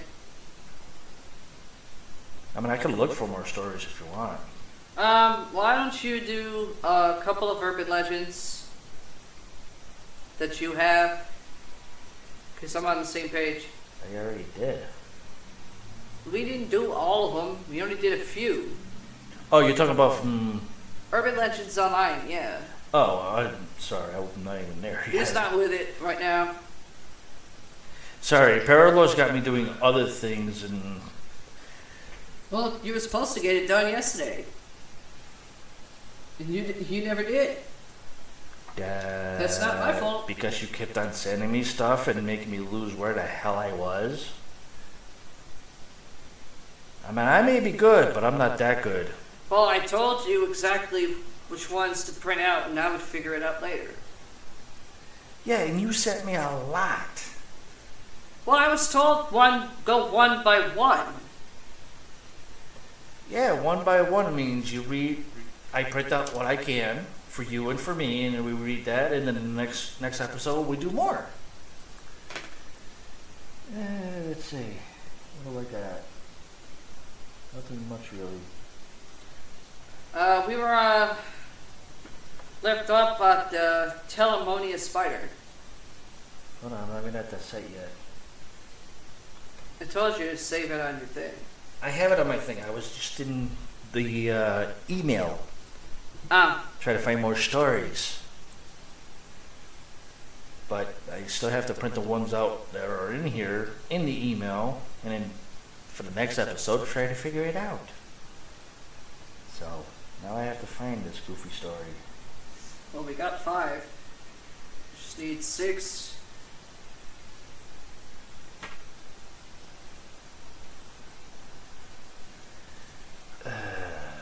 Where did I put that story? Or that link? I can't remember now.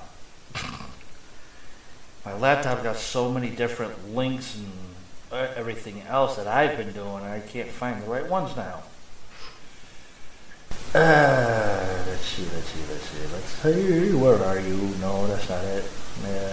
Nope, that's not it. Okay, where's my other folder? Oh, I gotta really reorganize this. I have to reorganize my laptop. Halloween story. Nope, that's not it. You go ahead and read one until I can find the site. Alright, I might as well just continue what I was doing then. Okay, now that we're done with the original Halloween stuff, we're going to Halloween 2, 1981. It says trivia, but if you think about it, it's basically everything you didn't know on the movie.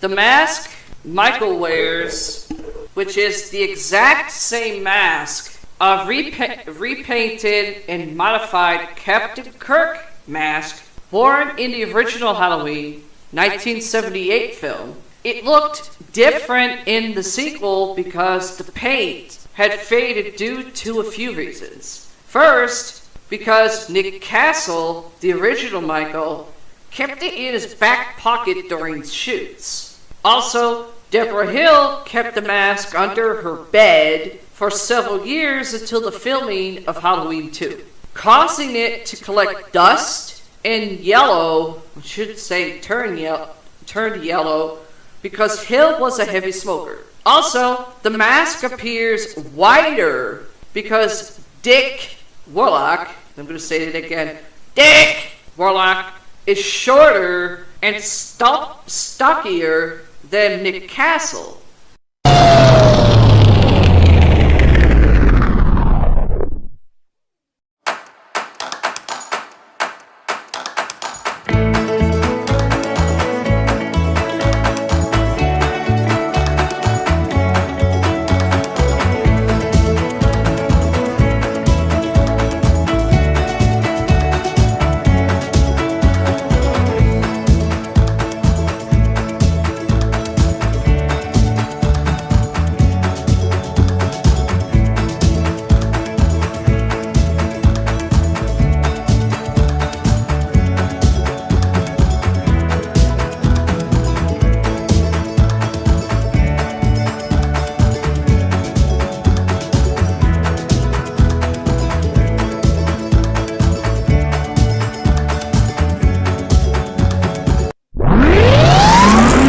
So the mask fit his head differently, as the producers thought it would be the final sequel to the series. They let Warlock keep the mask, scalpel, boots, jumpsuit, and knife used in filming. When they decided to revive Michael in Halloween 4, The Return of Michael Myers, which I also have, 1988, the producers decided they had made a mistake and never again gave props out to the cast and crew.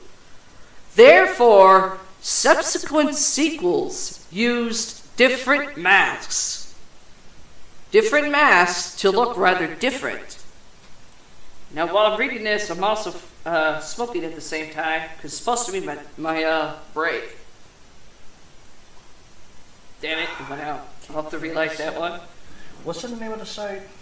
'Cause for some reason I can't find it now. Urban Legends Online. It's all... Okay, got it. Sorry, folks, I have to help my husband find the site again. Yeah, my laptop was stupid. I'm gonna have to clean it out again. Not one of that. You can wait till Sunday to do that. Yeah. We gotta hammer out the rest of this shit before before Halloween. So where? Okay. Now I remember. Was it Buggy Burrito we left off, or was No, it? I've read that one. Yeah. Where did we leave Telemonia off? Spider, you were supposed to start off from. Ah.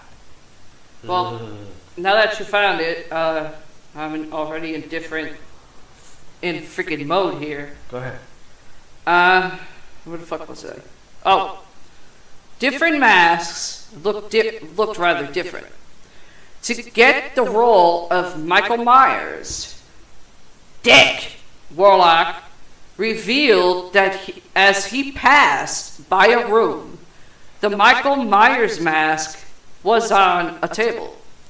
He put the mask on and walked into Rick Rosenthal's office and stood there. After Rosenthal's continuously asked him who he was, and he didn't reply, he took off the mask and asked if he could play Michael Myers. The film was bookended by the song Mr. Sandman, sung by the Chordettes.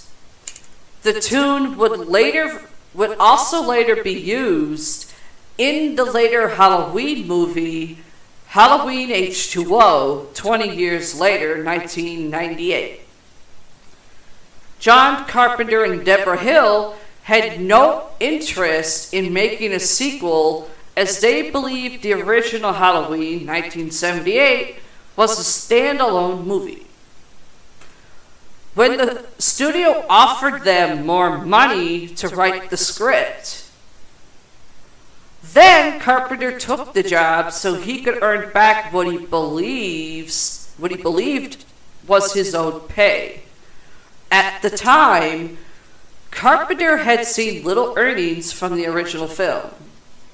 He admitted that he received a significant back-end salary much later. However, the script was not forming out as well as he thought, and he has personally stated that the only thing helping him through the screenplay process was a six-pack of Budweiser every day, which led to what he believes an inferior script and bad choices in the movie's story. He later called Halloween 2 an abomination and a horrible movie. Wasn't that bad. Producer and writer John Carpenter didn't like director Rick Rosenthal's first vision of the film, believing it to be as scary as an episode of Quincy M.E. 1976. A re-edit was done, but Carpenter still found it too tame, so he took over the editing process and sped up the action. He also shot a few gory scenes that were added into the film despite Rosenthal's objections. This annoyed Rosenthal because he had wanted the sequel to emulate the way the original avoided explicit violence and gore in favor of well-crafted suspense and terror. In fact, Carpenter had intended for Halloween 2 to do just that. But the success of the new wave of slasher films from 1979 and 1980 made him afraid that the film, which was scary and rated R, but lacked bloodshed and nudity, would do poorly at the box office, leading to the extra graphic material inclusions. He later said that he thought that Rosenthal didn't have a feeling for what was going on with the film. Rosenthal will go on to direct Halloween Resurrection 2002. Well, If that ain't bashing somebody for, apparently, if Carpenter made him afraid that the film, which was scary and R-rated but lacking bloodshed and nudity, would do poorly at the box office, he really does not know horror. No, I would agree with that. This is the only Halloween film to show the morning after the 31st. Every other movie ends on Halloween night.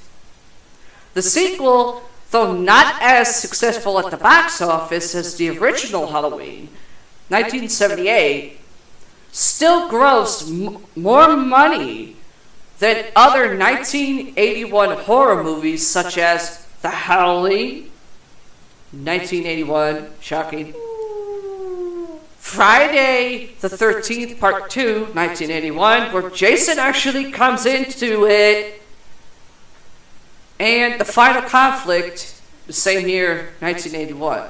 I would agree. The film is set immediately after the first Halloween, 1978, because some people think I'm talking about Rob Zombie's one. Yeah. Since Jamie Lee Curtis had begun to wear a much shorter hairstyle in the 1980s, she had to wear a wig that matched her original hairstyle for the film. Oh, that's gotta suck. Holy crap. Just cast someone else with the same hairstyle. Shit. At around 11 minutes, the voice of Alice's friend, heard over a telephone, is the voice of Nancy Loomis, who played Annie in the original 1978 film Halloween, and appears in Halloween 2 as the corpse of Annie. That's usually a freaking dummy or mannequin that does that, not an actual person. Yeah, no shit. Jamie Lee Curtis has played Laurie Strode in films released in 5 different decades from the 1970s to the 2010s. Halloween 1978, Halloween 2 1981, Halloween H2O 20 years later 1998, Halloween Resurrection 2002, and Halloween 2018. A common criticism is that the hospital is too conveniently dead, even for a night shift, for Michael to be able to walk around unnoticed and kill the hospital staff. If you go to a freaking hospital, it's supposed to look conveniently dead. I know that when one it's all too late well. at fucking night. I know that one all too well. So do I. Rick Rosenthal said he based this off a personal experience he had with his wife, where they once attended a hospital late at night and it was completely deserted, save for a few doctors and nurses and the patients. Additionally, early dialogue and the script refers to it as Haddonfield Clinic, not a fully staffed hospital. Halloween 2 was originally written to take place in a high-rise apartment building. Later in script meetings, however, the setting was changed to Haddonfield Hospital. First of the 2 Halloween movies, directed by Rick Rosenthal, who later went on to helm Halloween Resurrection 2002, the 8th and final take a drink of stubble. The 8th and final film in the original cinema series. At around 1 hour and 6 minutes, Lance Guest did his own stunt when he trips on the blood and falls on the floor. However, this scene was done in a single shot. Apparently, he was able to do it good in one shot. According to Leo Rossi, what was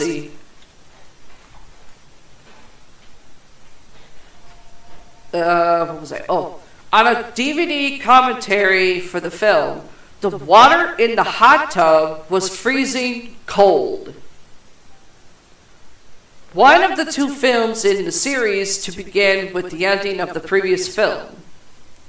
The other is Halloween 5, The Revenge of Michael Myers, 1989.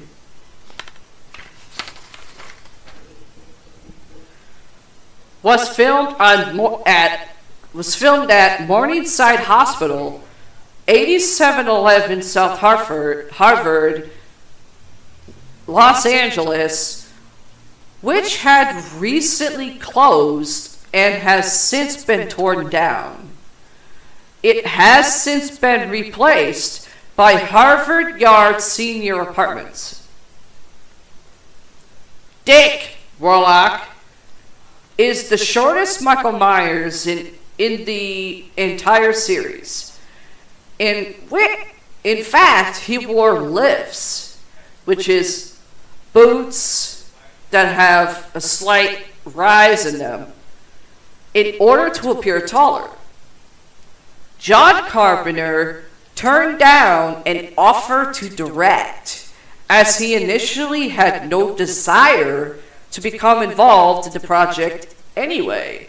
However, several of his people convinced him to stay involved in a small capacity, like executive producer, so that he could at least earn some money from the franchise he started. He also liked the fact that he could help give a new director a chance to make a movie, as the first film had done for him.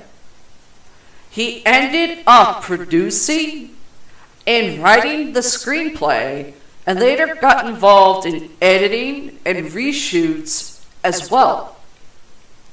He was then asked by NBC to shoot additional footage for the TV version of Halloween 1978. Since the original version was too short for the network, so he also oversaw the filming of those scenes while Halloween 2 was being shot.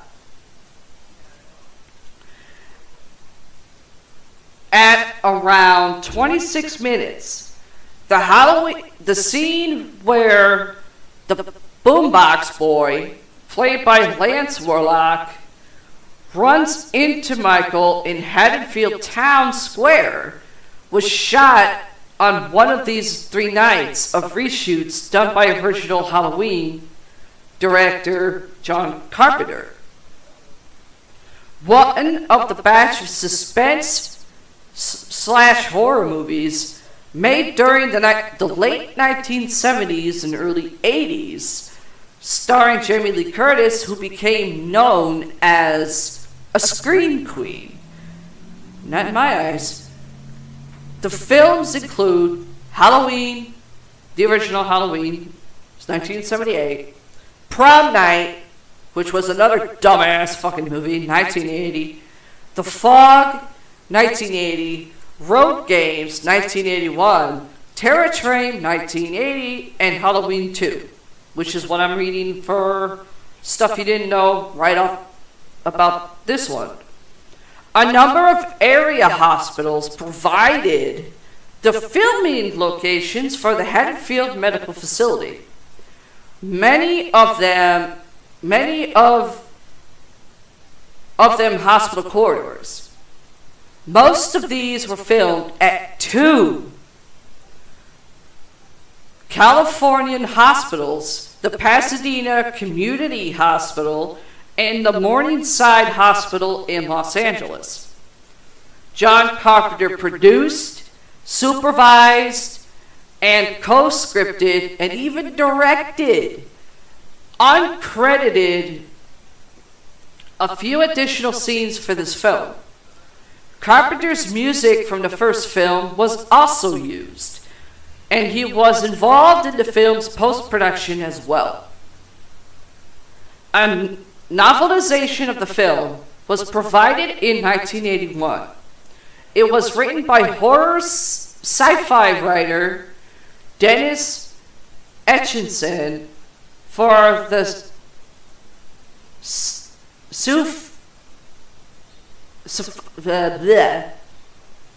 take a drink, I stumbled. Presudium,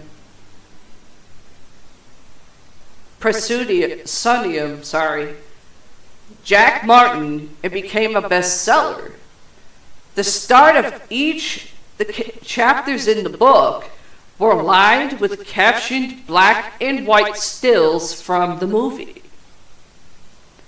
In a 1981 interview in Fangoria magazine, Deborah Hill told of how there was consideration of making the movie in 3D. Hill said, "We investigated a number of 3D processes, but they were far too expensive for the particular project. Also, most of the projects did involve a lot of night shooting, evil lurks at night. It's hard to do that in 3D. Until 2018, this is one of the only 2 Halloween films released by Universal Studios. After the massive success of the first film, Universal picked up the sequel. When Halloween 3, Season of the Witch, 1982, didn't fare so well, Universal gave the rights to Trancas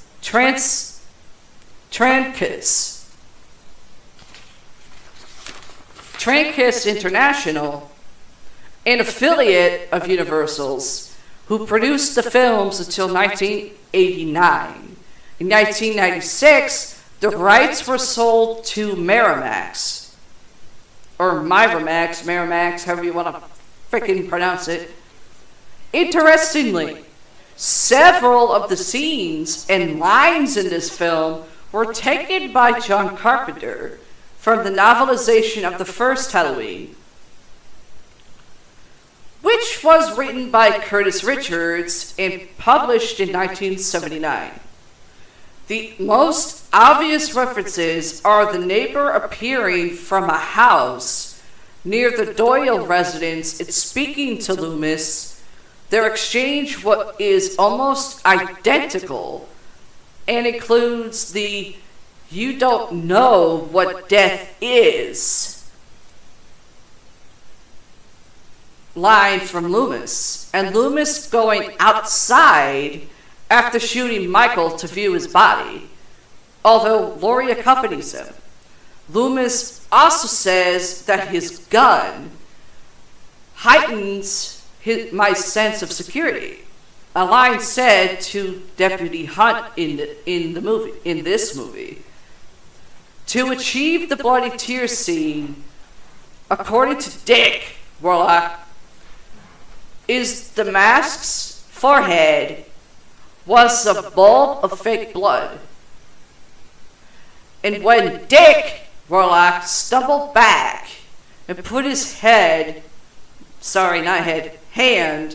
on the mask, is when the blood was released. According to the documentary on the Blu-ray releases of Halloween 2, Leo Russi and Pamela Susan Shoop were not too keen on the hot tub scene, with the distressed Shoop refusing to do it, even though Russi was reluctant at first. Actor director Rick Rosenthal talked to him. Russi confronted Shoop into doing the scene due to the fact that Russi felt he really owed it to Rosenthal, who had gone to bat to get him the role of Bud. According to Dick Warlock, Deborah Hill was on set throughout the shoot, including his stalking scenes. At one point, he asked her about his slow walk, and she replied, "Oh, it's fine, keep doing that." After the release of the film, she said in an interview that he walked too slow and didn't resemble Nick Castle's portrayal. This really pissed off Warlock immensely, as he felt while present during the shoot, she could have voiced her opinion, so he could have altered how we did the walk. That does not surprise me with Hollywood executives. Tommy Lee Wallace was originally offered the opportunity to direct this film. Having worked as the editor and production designer on the original film, he had his own thoughts about where to proceed with the sequel and was excited by the project.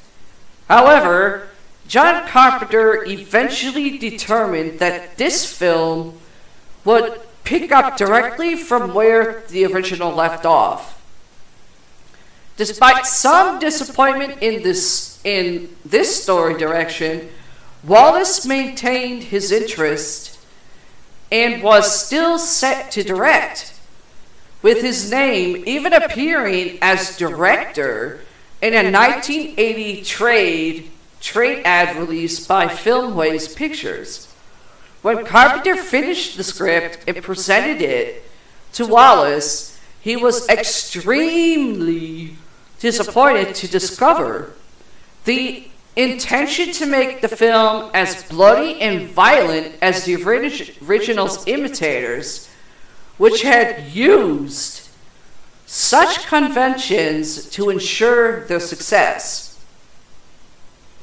When it was released, take a drink, I stumbled. When it was realized that he had no choice but to include these elements in the film, Wallace withdrew from the project, but he would get his way when he was offered, and accepted the next film in the series, Halloween 3, Season of the Witch, 1982. Lance Guest, who played Jimmy, who was relatively unknown when he made this movie, went on to star with Dan O'Harley, who plays Cochran in Halloween 3 Season of the Witch in 1982. In the movie The Last Starfighter 1984, which that's redundant because it said it twice, which was directed by Nick Castle, who played the Shape in Halloween, in the original. At around 1 hour and 17 minutes, Jamie Lee Curtis did her own stunt when she falls out of the car onto the parking lot asphalt. Well, that'll give you a road rash. At around 14 minutes, when the mother and son leave the hospital, the mother mentions the boy biting a razor blade. This is based on a popular urban myth of children biting blades in apples given out on Halloween. However, if one reads the Snopes article about pins and needles in Halloween candy, most cases were a hoax put forward by children and or parents. In reality, the kids who did die were specifically targeted, such as by parents. And not just one crazy person handing out bad candy to random people, as the myth states. Tragically, in 1982, just 1 year after the movie's release, the urban myth would intensify because a man laced Tylenol with cyanide killing 7 people. However, to this day, numerous investigations have found little to no evidence of any real tampering with Halloween candy, homemade or bought.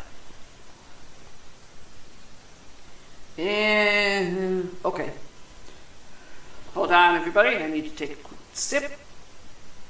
No, I'm not drinking them. I'm enjoying some Pepsi, and it's regular Pepsi. I can't drink the diet stuff. Universal Studios released the film on Blu-ray in the United States on September 13, 2011. It is packaged as a 30th anniversary edition and includes deleted scenes, Pocket Blue app, whatever the hell that means, and alternate ending, and the 1984 documentary feature Terror in the Isles, 1984. The release sparked controversy immediately due to the fact that Universal removed the credit Mustafa Akkad Presents and replaced it with Universal and MCA Company Presents in a font that did not match the rest of the opening credits. Akkad's son, Malik Akkad, called the stunt disgusting. It's a disgrace, obviously biased. Objectively, any horror fan would find this as an insult to the man who has done so much to the series. And to come after his tragic death, he's not even around to defend himself. It's classless. I'm talking to Universal now, and they're looking into it. However, Akkad was still credited on the packaging. Fans immediately, let me repeat that again, fans immediately called for a boycott on the disc and set up a Facebook page. On November 28th, Universal started sending out emails announcing that the revised Blu-ray was now available and for owners of the previous disc to provide the studio with their address and daytime phone number. Shoot!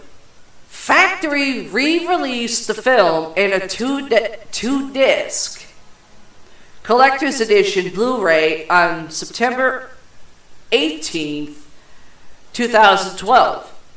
Under its new Scream Factory label, with new special features, including 2 new audio commentaries, 2 new behind-the-scenes deleted scenes, an alternate ending, the theatrical trailer, TV and radio spots, and still gallery. Let me say that again. Still gallery. The collector's edition also contains the TV cut, along with the script of the film to download on a second DVD disc for both format releases. The new Blu-ray release restores the Akkad credit. At around 11 minutes, Alice's friend Sally, the girl on the phone at the beginning of the movie, tells her the murders happened on Orange Grove.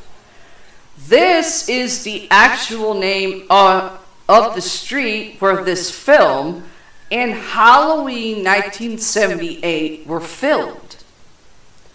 The houses that portray the Wallace and Doyle houses are on Orange Grove, just north of Sunset Boulevard in Hollywood, California. At the end, Hunt asks, "What's the count?" and is told 10 so far. But altogether, there are 12 victims between the first and two movies. There's the mechanic in the first movie, where Loomis finds the truck with the hospital gown, and where Michael got his coveralls. And also, poor Alice, the first victim in Halloween 2, who either hasn't been found yet, or in actuality, her death was filmed by John Carpenter in post-production to get one more kill to make it scarier. If you're counting the novels based on the two movies, there are 2 additional victims. One is a guard who is killed at Smith's Grove the night Michael escapes, and also the female news producer is killed when she discovers Michael has stowed away in her trunk while trying to fix a flat tire, which is how Michael drove himself to the area where the hospital is. That's not including poor Lester, the German Shepherd, and the dog he ate at his house. Yum. Leo Rossi, who was spotted in this film, introduced Jamie Lee Curtis, Laurie Strode, to her future husband, Christopher Guest, through their mutual celebrity softball league.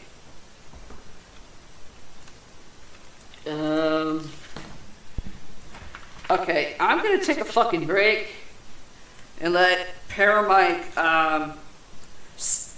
do a little. Actually, wait a minute. Did we lose ourselves now? No, I'm trying to see how much more I gotta fucking read. A lot. Put it that way, it's a lot. Outside of that, we have a red light show outside our studios, which is fun. And I had to go I actually got 9 pages left. You can go ahead. Okay. I need to have my smoke break. All right, we're going to talk some urban legends. On Halloween on Saturday, we're going to do urban legends. Simply because it's Halloween. Oh, yeah. We're trying to finish off the rest of the urban legends on Saturday. Not only that, I got to finish a bunch of other stuff. A bunch of other stuff about each Halloween film. Yeah, and plus what I have in our email account that I still have to print out. Ugh. Which we'll probably have to do tomorrow. Yeah, I'll try to bang them out tomorrow. Anyways, we're going to talk some urban legends. And it's a spider. Another one. You know what I say when I see a spider? Where's the fucking rain? Actually, in the picture, he's kind of cute. Although I've never seen a green spider before. Hang on. I'm gonna look at. Yeah! How the fuck is that thing cute? It's green. It's just I don't give a shit if it's fucking purple. Wait a minute, if it was purple, then I could understand you going, "Grr!" But anyways, a spider bite, please read, is the title. And you thought the brown recluse was bad? Yeah, they're bad. I've seen 3 of my best friends in Florida swell up like a softball. Including my brother. And a balloon. Excuse me. Which my mother fucking blames on me, by the way, too. Yeah, I know. But unfortunately, we're taking a trip for this spider down to Florida! 3 women in North Florida turned up at hospitals over a 5-day period, all with the same symptoms. Okay, that's paranoia right there. Fever, chills, and vomiting, followed by muscular collapse, paralysis, and finally, death. There were no outward signs of trauma. Autopsy results shows toxicity in the blood. So what, they drank first, then got nailed by a spider? I don't know. These women did not know each other, surprising, and seemed to have nothing in common. Shocking! 3 dumb bitches, I guess. It was discovered, however, that they had all visited the same restaurant. Oh, here's the kick. Olive Garden. Within days of their deaths, the health department descended on the restaurant, shutting it down. Now I know why I never went to Olive Garden. The food, water, and air conditioning were all inspected and tested to no availability. That's a head scratcher. Yeah. The big break came when a waitress at the restaurant was rushed to the hospital with similar symptoms. She told doctors that she had been on vacation and had only went to the restaurant to pick up her paycheck. She did not eat or drink while she was there, but had used the restroom.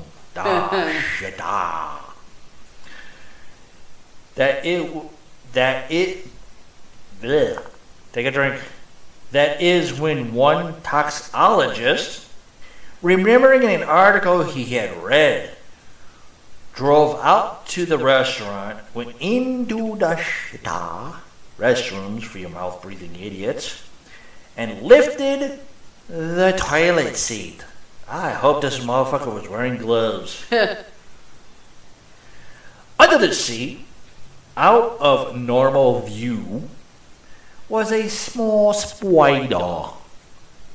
The spider was captured and brought back to the lab, where it was determined to be the 2 striped. Sorry. I keep thinking that's stripped. I can't even say this word. Telemonia. I was talking about the next one. Dimetida. Thank you. So named because its reddish flesh color. The spider's venom is extremely toxic but can take several days to take effect. They live in cold, dark, damp climates, and toilet rims provide just the right atmosphere. Makes me want to not go to the toilets here or at home. Now I read that stuff. Several days later, a lawyer from Jacksonville showed up at a hospital emergency room before his death took toll. He told the doctor, that he had been away on business, had taken a flight from Indonesia, changing planes in Singapore before returning home. He did not visit Olive Garden while there. He did, as did all the other victims, have what was determined to be a puncture wound on his right ass cheek. Investigators discovered that the flight he was on had originated in India. Great, so India's sending spiders over here to kill people. Nice. That or they're from their wildlife or something, I don't know. I don't know either. The CAB, Civilians Narcotic Yeah. Board, CAB, just short, I'll just say that. Yeah. Ordered an immediate inspection of the toilets, the shitas, of all flights from India and discovered the 2 striped spider nest and 4 different planes. This is why I don't fucking fly. Or if you Outside of that. wait till you get out of the plane. Or outside of that, in order for me to fly, I have to be drunk. Because I don't like heights. Going on a rooftop of a building, that's fine. But about 50,000 miles in the air, no thank you. But you would if we start actually getting called to do, paranormal kinds of shit. Yeah. I mean, I want to try after I had my tumor in 2016. That figure out how to actually meet Zach and see his museum. Yeah, I know. But unfortunately, this pandemic fucked everybody. It is now believed that these spiders can be anywhere in the country. So please, before you use a public toilet or a shitter, lift the seat to check for spiders. It can save your life. Please pass this on to everyone you care about. I would just pass it on to every Republican so they can die. And the Democrats. You should read the comments. I was just about to ask, should I read the comments? Yes. Would you like the guys hear the comments? You would? Okay, here we go. Comments! This one has a few things wrong with it. Uh-oh. There is no such thing as the Journal of the United Medical Association, also known as UMA. Nor is it likely that any such article on this subject by Dr. Beverly Clark ever appeared in any medical journal. Additionally, the CAB, disbanded in 1984. Shocking! There have been no reliable and valid accounts of such mystery injuries or deaths at Olive Garden or any other restaurant. Okay. This urban legend has taken many forms over the years.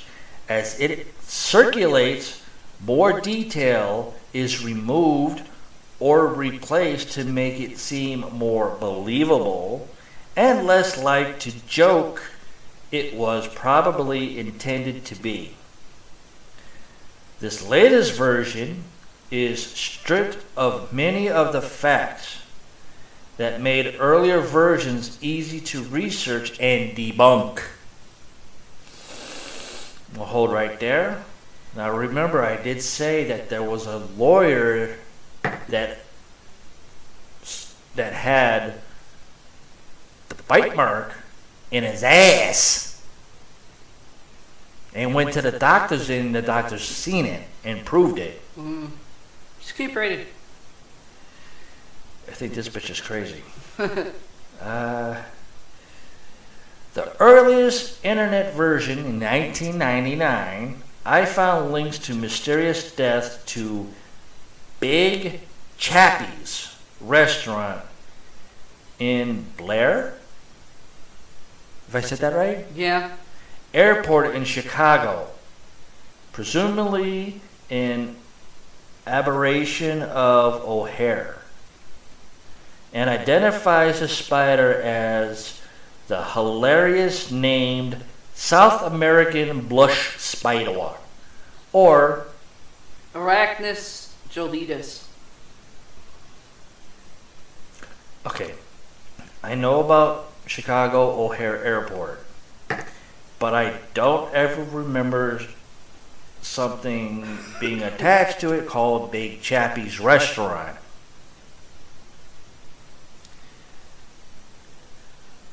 omission of the fictitious airport, and replacement of the equally faked spider with a real one, too strict telemonia. In this version, combined with a heady case of false attribution syndrome, also known as FAS, have given this old hoax new life. This is not a notice from the University of North Florida. The school became unwillingly affiliated with this hoax when one of its employees, presumably Officer Sylvia Steele, thought her title seemed incongruous.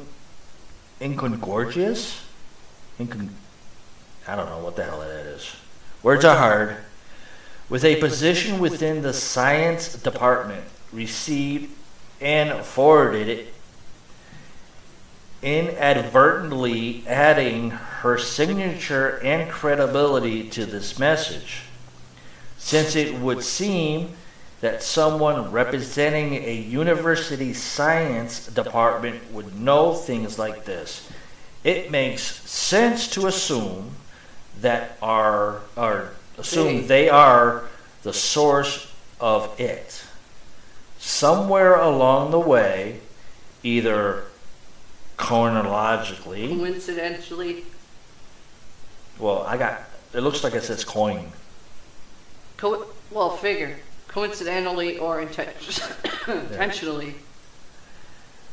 References to Chicago were replaced with North Florida to help the tale make more sense. Well, that's now a new head scratcher. And this was submitted by someone in Richmond, Virginia. Okay. That's kind of creepy. But yet more head scratching. Oh, I like this one. Sunbathing spiders. I didn't know spiders can sunbathe. Must have been one of their day offs. Sunbathing spider. A young woman was sunbathing on the beach and was just about to drop off to sleep. Yeah, you really don't want to drop off to sleep on a beach if you're sunbathing. I know. When she felt an insect running along her jawbone and then back down her neck, she brushed it away and thought nothing more of it. After about a week, she noticed that she thought was a pimple growing and growing. The skin was inflamed. That's what it said, inflamed. And it looked like a blister. Then one day she was blow drying her hair and hit the inflamed spot with her hair dryer. The blistered skin broke open and hundreds of tiny white baby spiders and pus came pouring out of the wound. Ew! That's nasty! It seems that while she was sunbathing, her pores had enlarged enough that a mama spider could deposit her egg sac in one. They incumbed under her skin until she smacked herself in the jaw with the hair dryer. Bad, nasty. People want to know why I don't like spiders. Nightmares for life. Sorry to say. Holy crap. Okay. I like this title. Shut your trap. Depends on what trap you're talking about. And this is from February 3rd, 2010. And it was folded under bugs and snakes. Which is weird in a lot of ways. Uh, There was once a man that fell asleep on his journey home from work on the last train of the day. Why do I got a feeling this is New York? It had been a particularly humid day, and many people had used the train and left the windows open. Flies flew in and out of the carriage. Yeah, this sounds like something New York would do.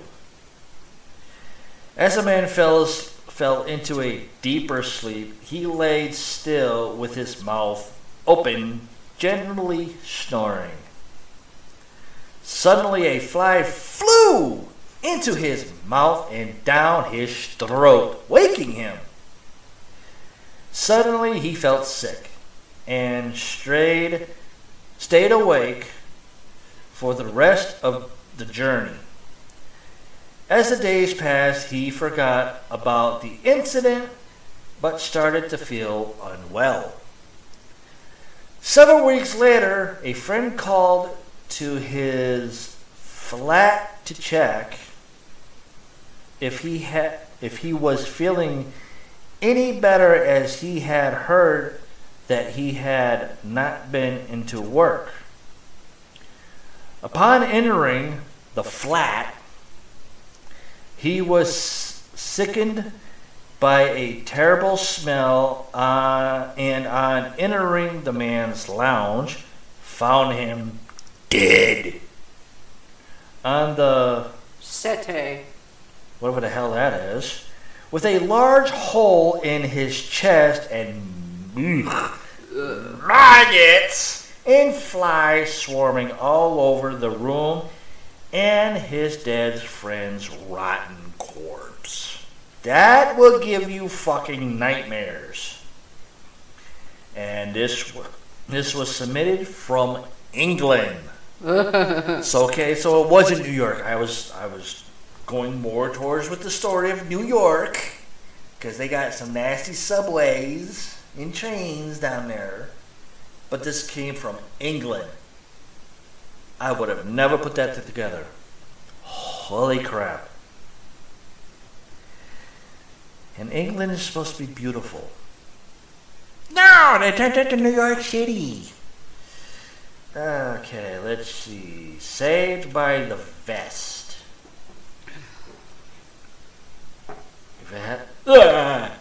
Really? I'll give you a break. I'll read out the rest of these 9 pages. Really? It's gotta be a fucking snake for Saved by the Vest? What the hell? Continuing on for trivia / things you didn't know about Halloween 2. Around 5.5 hours after this movie was released, another horror hospital picture with a crazed killer launched, called Visiting Hours, 1982.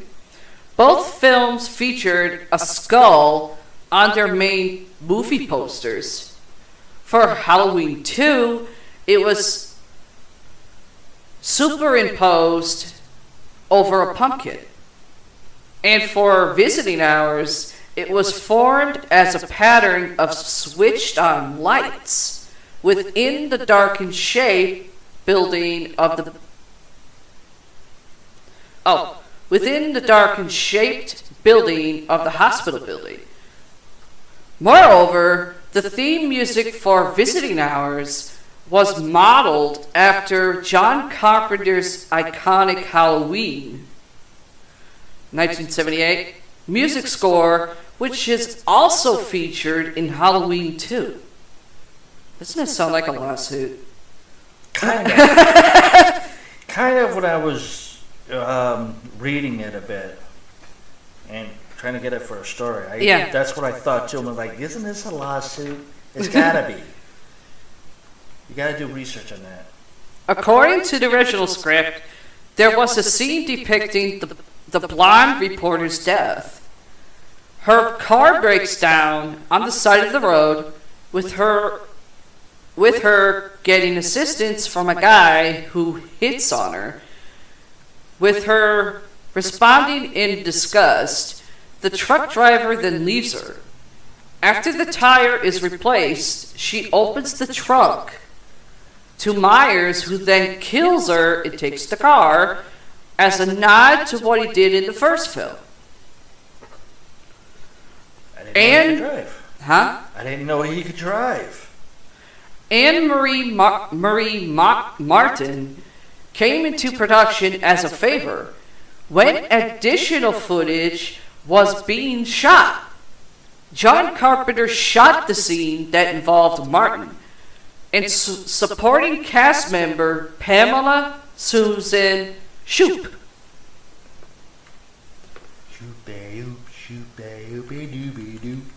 In the original Halloween, Dr. Loomis fires 6 shots from his revolver to stop Michael. In Halloween 2, during the replay of the scene from the first movie, he fires 7 shots. Also, when Michael falls from the terrace, there's an obvious ramp leading to the top of the railing. Yeah. The gun Dr. Loomis uses is a 6-shooter. An old 6-shooter revolver. Yeah, so what's the 7th one? I don't know. That's what caught That's my eye interesting. as well. That's what caught my eye as well. That's something I didn't know, for once. Anyway, most of the killings in this movie occurred on November 1st. Although Michael got the ball rolling on Halloween night in the first movie, most of the killings, with the exception of the security guard, occurred after midnight, November the 1st.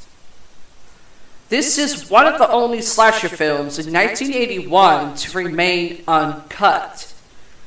Like others that have been heavily cut by the MPAA, Motion Picture Artists Association, assholes, such as Friday the 13th, Part 2, 1981, and My Bloody Valentine, 1981. At around 30 minutes, Leo Russi sang the song Amazing Grace because it was in the public domain. Whatever. Due to its nudity and violence, the movie was banned in Iceland and West Germany, and later banned on video in Norway. Shocking. The scenes at the hospital, with the mother and her son dressed as a pirate, with the bleeding mouth as a result of an injury from biting a razor blade, was originally supposed to be the first look at Carpenter and Hill's anthology idea for the franchise after this film.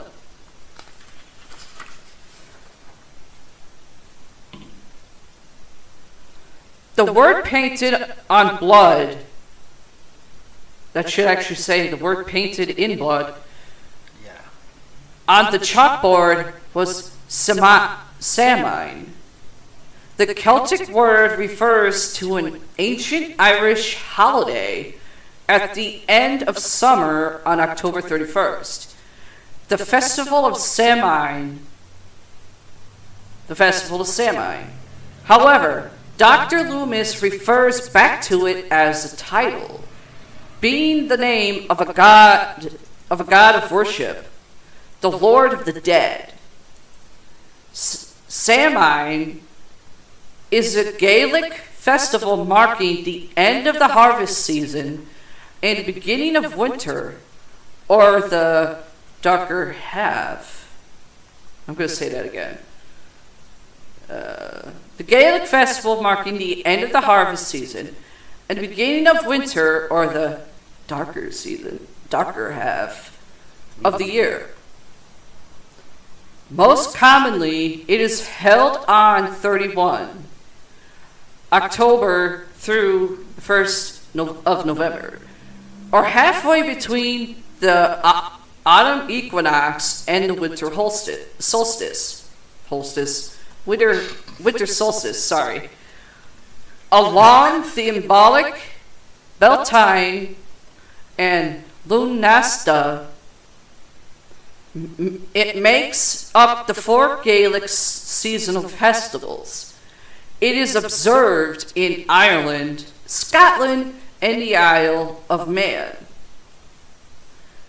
Kindred festivals were held at the same time of year in other Celtic lands. For example, the Brythonic Callan Gaif in Wales, Callan Gaif in Cornwall, and Callan Clonav in Brittany. John Carpenter spent time growing up in Bowling Green, Kentucky, and there are several references to Bowling Green and the surrounding areas. Smith Groves and Russellville are towns nearby. Bowling Green is in Warren County, where Haddonfield is set, and Elrod Chestnut, 31 West, Bypass, and Scottsville are all names of local streets in Bowling Green. Additionally, someone in the film makes a reference to the Lost River Drive-In, which was a real drive-in theater in Bowling Green. As the story goes, the mask used in this film was the same mask used in the first Halloween, 1978. But the stunt mask Tony Moran and Jim Winburn used was different from the Nick Castle mask. The stunt mask from the first Halloween, was also used in this film. In the final scene where Michael Dick Warlock is shot in the eyes, this is the mask that is seen burning away in the end, proven as Dick Warlock kept the hero original and mostly used mask for 20 plus years. The film's main movie poster tagline, "More of the night he came home," was an extension of one of the original 1978's main movie poster taglines, which stated, "The night he came home." Dick Warlock made sure that everyone was safe when they filmed the death scenes. For example, during Leo Russey's death scene, where he is strangled from behind, he told the latter to arch his back and arms further as he gave 4 tugs, telling him to go limp after the 4th tug, and he would cushion the fall. I bet he did. Sorry. Tells him to go limp. That's what she said. Or would that be he said? Either way. The real life location of the Haddonfield home was located in the center of West Hollywood. The alternate television version of the movie has been known to be called the producer's cut. The entirety of the opening first 3 minutes of the film is simply archive footage from the previous film. The director used theatrical differences to enhance his version of the ending. For some reason, the very first Australian DVD opened with the 1990s Paramount logo, even though Paramount never distributed any of the Halloween films at that point. And there's another one I'm right on. Really? Yep. I wonder what the reason for that was. Don't know. Probably because maybe Paramount was just starting to become motion picture at the time. I don't know. Due to a 3-year period between the filming of Halloween 1978, and Halloween 2, 1981, the Wallace and Doyle house changed quite a bit over those 3 years. A noticeable difference was in the Doyle house, which was the balcony that Michael falls off during the recap of the ending of the first film. In a rough draft of the script, Michael Myers was supposed to hide in the trunk of the blonde reporter's car. The car was to get a flat tire. She'd go to her trunk, and Myers would jump out and kill her. However, this scene was cut due to it not really having much of a purpose in the overall plot of the film. The exterior hospital scene shot with Dick Warlock. No, I'm not picking on my brother because he has the nickname for Richard. But it's just funny to say it that way. Dick Warlock as the Shape were shot at Morningside Hospital in Los Angeles.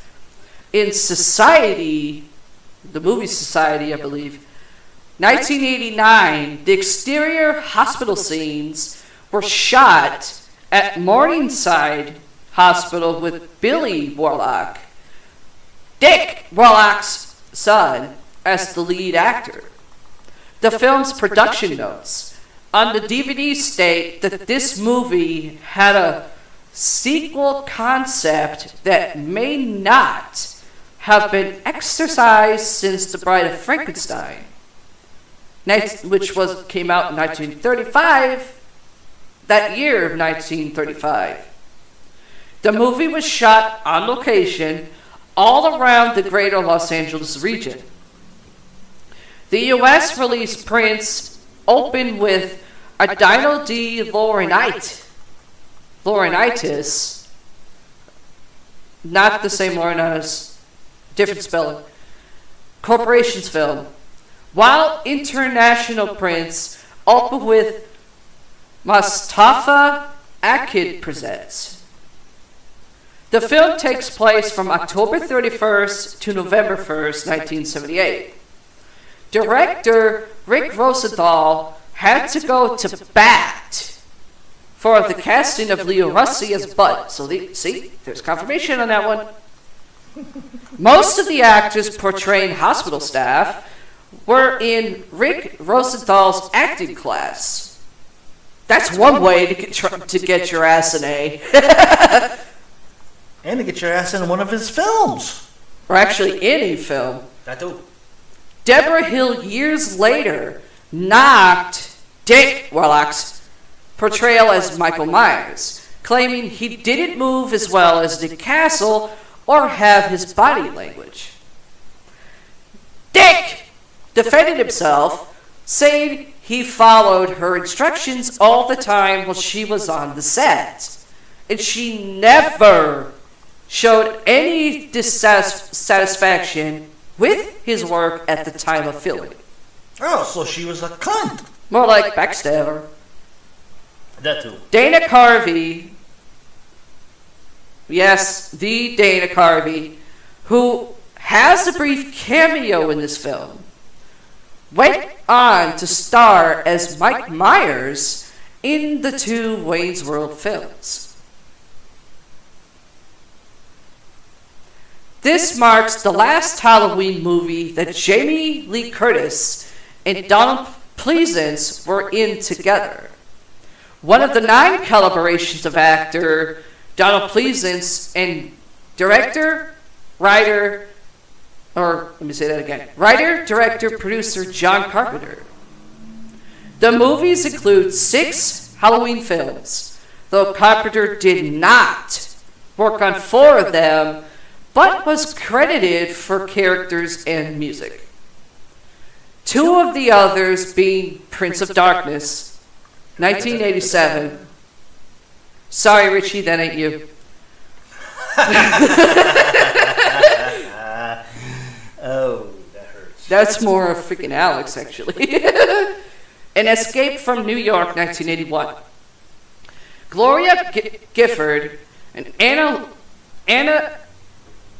Alyssa, I think, I'm sorry, were both in acting classes with director Rick Rosenthal. There are 2 stories behind who had ownership of the mask before filming.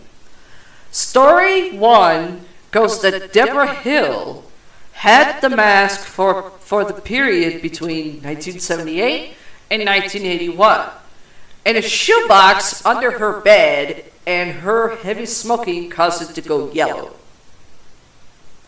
This is the story most people know. Story 2 is that Nick Castle had the original mask on display in his home until Deborah Hill asked to borrow it to film the sequel, telling Castle that he would get it back at the end of filming on Halloween 2, 1981. But Nick Castle never got the mask back. It is theorized that Castle could have had the stunt mask, and that Deborah Hill had asked to borrow it, as the stunt mask is the one destroyed in the sequel. And also because Dick Warlock claimed that he had kept the original mask after filming wrapped for 20 plus years. The revolver Loomis gives to Laurie, which he took off the marshal at the end, is a Colt Trooper MK3. I was right on that one too. However, it can be differentiated from the similar Smith & Wesson Model 19 by its grips and cylinder notches. Laurie shoots Michael twice in the eyes with it. In reality, it would have blown his head apart. The voice that inquires Dr. Loomis at the beginning of the movie, I've been trick-or-treated to death tonight, in the film's theatrical trailer is not the same as the one in the movie itself. Even though Jamie Lee Curtis receives top billing, Donald Pleasance has a lot more screen time. Dick Warlock was 41, playing the 21-year-old Michael Myers. Dr. Mixter was named after one of Rick Rosenthal's friends. Even though both stars have been billing alongside Donald Pleasance, Jamie Lee Curtis and Charles Cyphers have very little screen time, especially compared to the first film. Jamie Lee Curtis has roughly 25 minutes on screen time. Take a drink and stumble. Jamie Lee Curtis has roughly 25 minutes of screen time, while Charles Cyphers is only in the film for the first 20 minutes, while only having roughly 10 minutes of screen time. At around 24 minutes, although uncredited, actress Anne Marie Martin played Karen's friend, Darcy Esmond, who needed a ride home after the Halloween party they attended. She was billed under her real name, Eddie Benton as a rival opposite Jamie Lee Curtis in the Canadian horror film Prom Night, 1980, the year before. Debut feature film as a director for... Oh wait, let me say that again. Debut feature film as a director for Rick Rosenthal. As revealed by the sheriff's deputy's patch. Let me just say that again. Patch. Haddonfield supposedly exists in Warren County, Illinois. Warren County is actually in northeast Illinois. Warren County more likely refers to the county in Kentucky which contains the city of Bowling Green where John Carpenter grew up. Final appearance of Lucille Benson in a theatrically released film.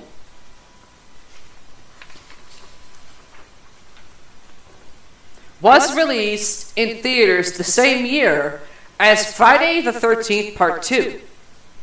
Same year I was born. Which stars infamous serial killer Jason Voorhees.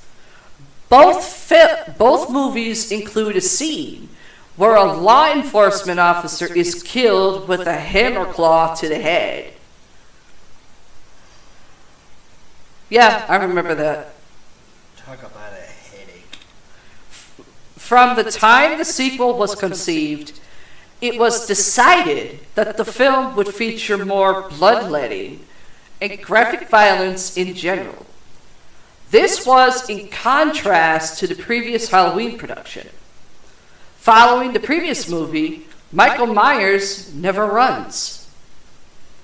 The way Janet discovers Dr. Mixter's corpse is identical to the way Miss Bates's corpse is found in Psycho 1960, and is immediately attacked by the killer thereafter, though the one in Psycho actually survives. It isn't surprising given that Jamie Lee Curtis is the daughter of Marion Crane, who is the star of Psycho. And Halloween takes many of Psycho's elements and themes.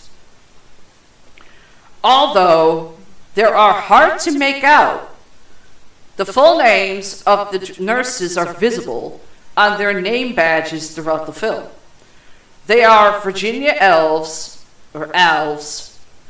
Her middle initial is D on her locker door, Karen Bailey, Jill Franco, and Janet Newhall. Dr. Mixter's full name is visible in promotional stills of Laurie, Loomis, and Marion watching as the shape breaks through the glass door.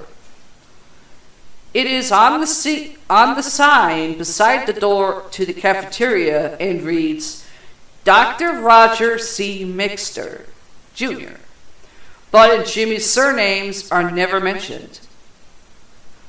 Mr. Garrett's name badge simply reads Garrett.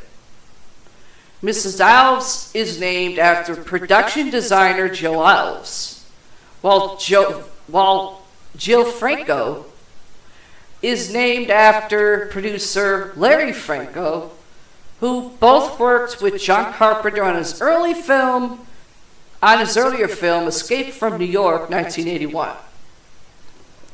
Jamie Lee Curtis married Christopher Guest shortly after making this movie, which featured Lance Guest as their love interest. However, the two are not related. But fellow co-star Leo Russi did introduce her to her future husband, Christopher Guest, who starred in This Is Spinal Tap with their other co-star, Gloria Gifford. What are you looking for?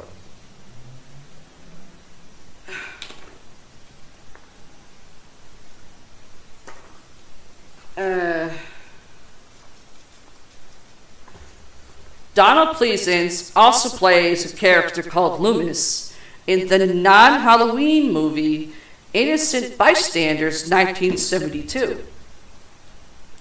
Playing Annie Brackett, one of the cast members in Halloween 2, Nancy Keys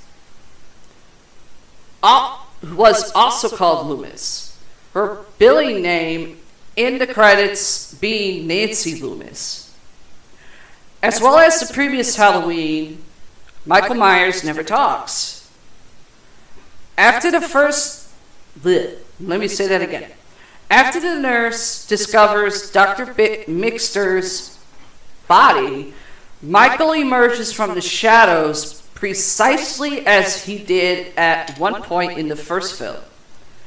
Or perhaps, just like in the first film, the viewer's eyes adjust to the darkness in time to see him.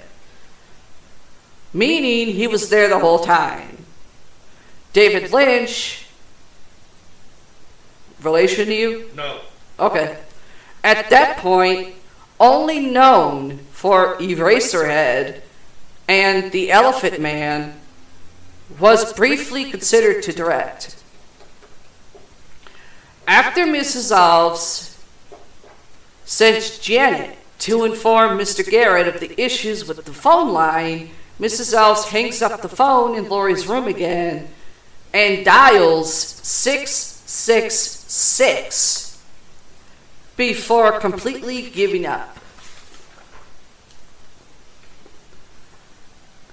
Nurse Karen's car is a 1965 Ford Mustang.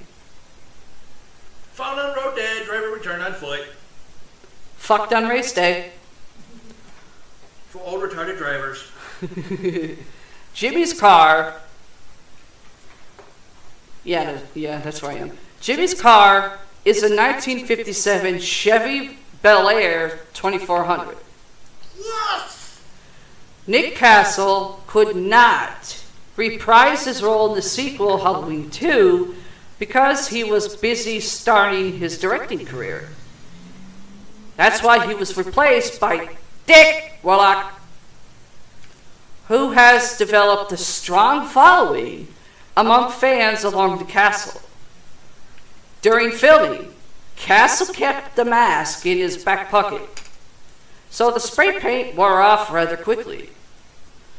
This, along with dust and Deborah Hill's cigarette smoke, contributed to the discoloration of the mask over time, which is why people think the sequel had a different mask. So it was the original mask. It was kind of not kept well. The MCA home video cassette release of the movie on VHS and beta formats in the USA, retailing at a price of US $101 per unit, set a sale price record when it was launched in 1982. When the medics are rolling Laurie into the hospital and go through the outside door, the sign to the right reads, "Caution, automatic door." At conventions, Dick Warlock signs his autographs as Michael Myers H2. If you don't know what the hell that synthesizes, you really don't know your Halloween franchise. The Marshal's car is a 1960. Let me say that again. Take a drink. The Marshal's car is a 1976 Dodge Coronet. The style used in the opening credits for the two leads, where the names are staggered, is known as first place, above and below. Reading from left to right, Donald Pleasance's name is first followed by Jamie Lee Curtis, whose name is a little more above his. Shocking. this is also the way Steve McQueen's and Paul Newman's names are in the opening credits of The Towering Inferno. It's meant to give equal top billing to the film's leads. At around 8 minutes, the chalkboard hanging in the Elrod's kitchen displays the name and number, minus the area code, of someone to call before 9 a.m.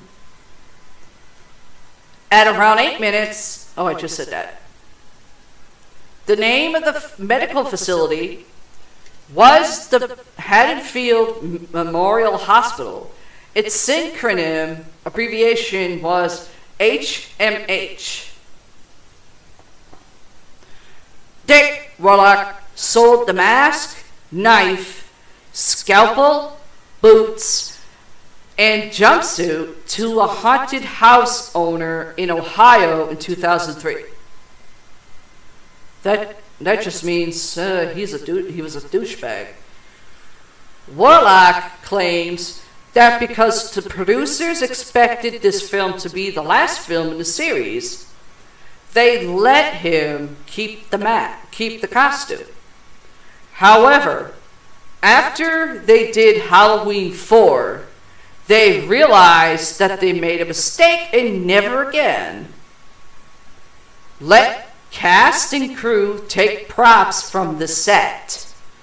Therefore, subsequent equals used different masks that looked rather different. The mask Dick Warlock wore is actually the exact same mask, a repainted and modified Captain Kirk mask worn in the original film. It looks different in the sequel because the paint had faded due to a few reasons. First, because Nick Castle, the original Michael, kept it in his back pocket during shooting, and Deborah Hill kept the mask under her bed until the filming of Halloween 2 several years later, causing it to collect dust and yellow because she was a heavy smoker. Okay, I'm starting to notice some of these have been constantly rewritten. But, hold on.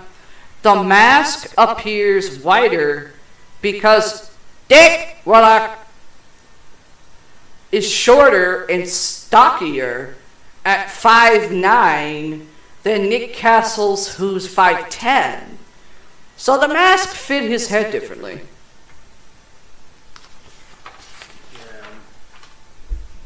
I'm trying to find out how many different masks were made and everything, and I'm trying to find it. But Might be in different ones that I have, or in ones you still have to print. But here's another thing. What? The emails you sent me, we got Halloween, Yeah, Halloween 2, yeah. Halloween 3, Which I have over here. Halloween 4, I have over here. and Halloween 5, right? Yeah. Well, here's a new one. What? Halloween 6. Yeah. That was, I believe, Resurrection or H2O. Or The something. Curse of Michael Myers. Okay, yeah. There's the one I was What's the trying to sixth remember. one? Hang on. Yeah, Halloween 6. Halloween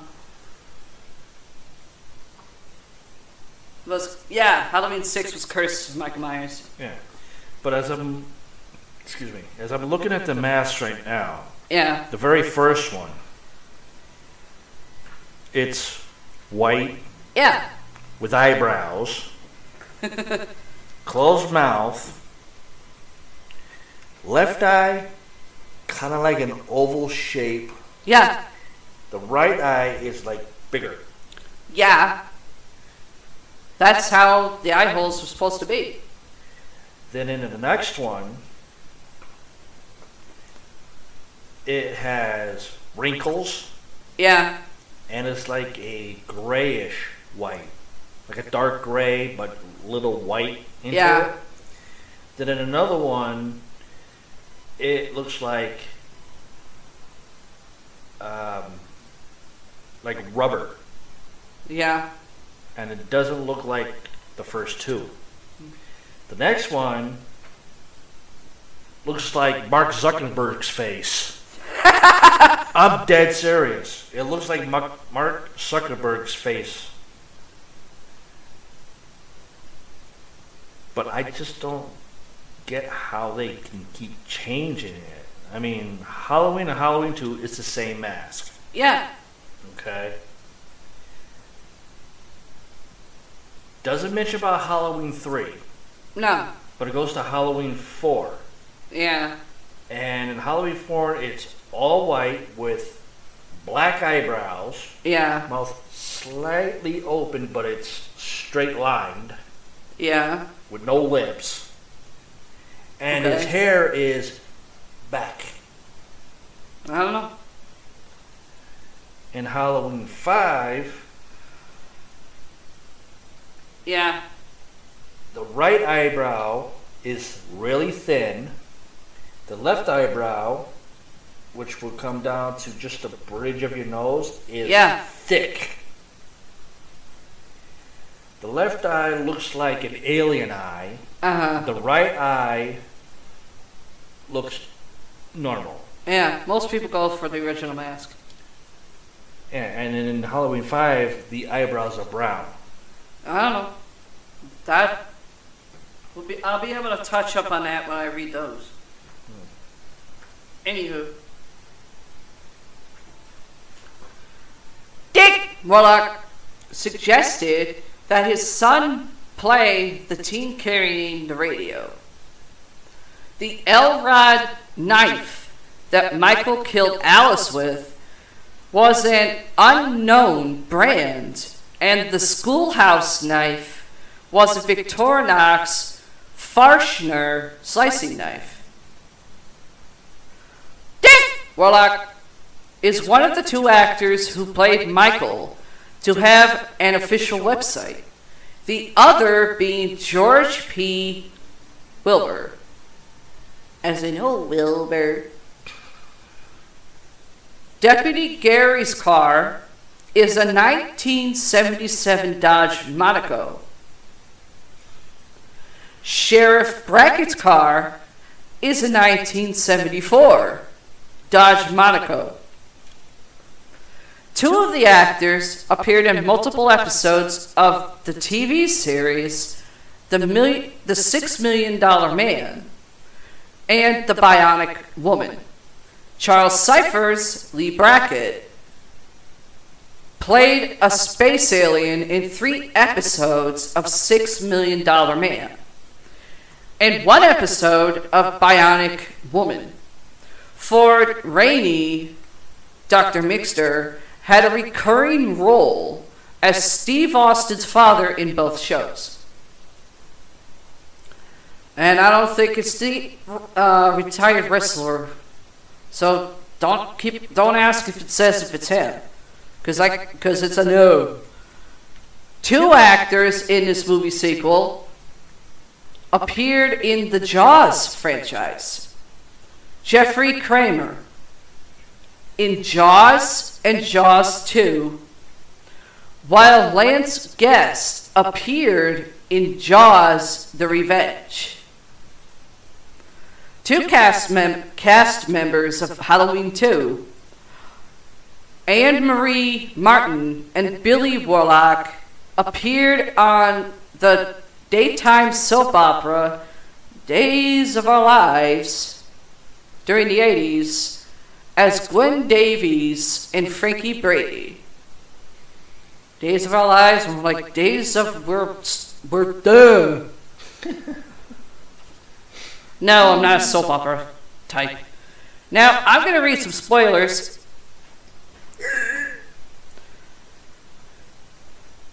Which I'm going to end up continue reading on, may give away important plot points. The 17-year-old who was hit by the police car and burnt alive, at first believed to be Michael Myers, was supposed to be Ben Tramer, the boy Laurie confesses to have a crush on in the original Halloween, 1978. The name of Ben Tramer is a reference to John Carpenter's friend Bennett Tramer. They went to USC, University of Southern California, as Tramer wrote sequels for Saved by the Bell, 1989, in addition to his role as the Shape, Michael Myers. Dick Warlock also appears as the policeman who accidentally hits Ben Tramer with his patrol car and crashes it into a van. Warlock not only drove the car himself during the crash scene, but also did all his own stunts as Michael Myers. So there's another actor who actually did their own stunts. At around 1 hour and 10 minutes, when Michael tries to attack Laurie as she's climbing through the window, the scalpel that he's holding was actually just an eraser on a stick. Really? Interesting. Though Jamie Lee Curtis has top billing, she only appears on screen for approximately 25 minutes and 21 seconds. What a record. That doesn't really mean she was the lead. If you got that, only get that amount of screen time. This applies only to the theatrical version. In the TV version, she has a few extra scenes. Go figure, it's the TV version. They have to add some extra shit in it when it's on TV. The sequel was originally intended to be the final film to feature Michael Myers, Dr. Sam Loomis, and Larry Strode. Producer, writer John Carpenter purposely killed off Myers and Dr. Loomis because he wanted to end the Haddonfield storyline. When he asked to do the second when he was asked to do a second sequel, he chose to continue the franchise as a mythology of non-related horror stories that take place during Halloween, such as lace candy and freaking raisins and apples. He co-wrote and produced Halloween 3, Season of the Witch, as a standalone movie, which was 1982, but fans were disappointed because they saw Dr. Loomis. Skip the line. But fans were disappointed because they saw Halloween and Michael Myers as a symphonist. Yes, symphonist. Yeah. Another thing you can't say unless you're drunk. The studio chose to revive both Myers and Dr. Loomis without Carpenter for the aptly titled Halloween 4, The Return of Michael Myers, 1988, which recons the movie, which recons the events of Halloween 2. And I actually have that one too, right next to me. Which I actually have stuff you didn't know on that one. In the Blu-ray release, which included the documentary for Halloween 2, the 81 version, several of the cast members remember the filming of the last scene. The operating room scene was shot on a soundstage that replicates the hallway and operating room to achieve the explosion that kills Myers. The cast were outside the soundstage and recalled that they could feel the sound state. Take a drink, I stumbled. Feel the sound stage shake from outside as the desired explosion was admitted to be more than what the stunt team expected and was much bigger. This is why Jamie Lee Curtis actually falls when it goes off. This was not her supposable fall. Blah,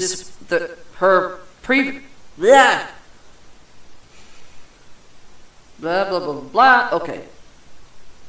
This is why Jamie Lee Curtis actually falls when it goes off. This was not her purposely falling. Jimmy's fate is left unclear in the theatrical cut, as he simply collapses in his car from a concussion after he slipped on the puddle of blood. However, in the alternate ending, he is revealed to have survived with bandages over his head and sharing an ambulance with Laurie to be transferred to another hospital. At around 57 minutes, Alyssa hit a desk and cut one of her eyes open during the shooting of her death scene. Ouch. She wanted director Rick Rosenthal to keep filming, but he called cut so she could go to the emergency room and get 12 stitches. The California scene with Janet, Bud, and Jimmy was filmed later so they could use alternate camera angles and heavy makeup to hide her stitches. After you get stitches, you're not supposed to have any makeup on, just so they heal right. Michael Myers was shot a total of 14 times in the film. 7 before he collapsed from the Doyle residence, an inconsistent continuation from the first film. 5 after he confronted Dr. Loomis, Laurie, and nurse Marion Chambers at the front doors of the clinic, and twice by Laurie in the operating room. Body count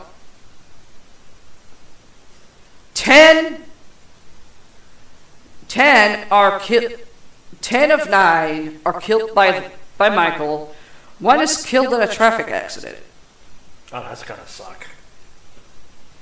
Well, he killed most of them except for 1. At around 26 minutes, the kid with the boombox who walks by Michael, Dick Warlock, is played by his real life son, Lance Warlock. His older son, his oldest, Billy Warlock, appears as a teenager named Craig, who asks Deputy Gary if he's seen Bennett Tramer, who Dr. Loomis suspects was the man with the mask who got run over and immolated. At around 57 minutes, Janet's death scene is commonly misperceived by viewers and critics.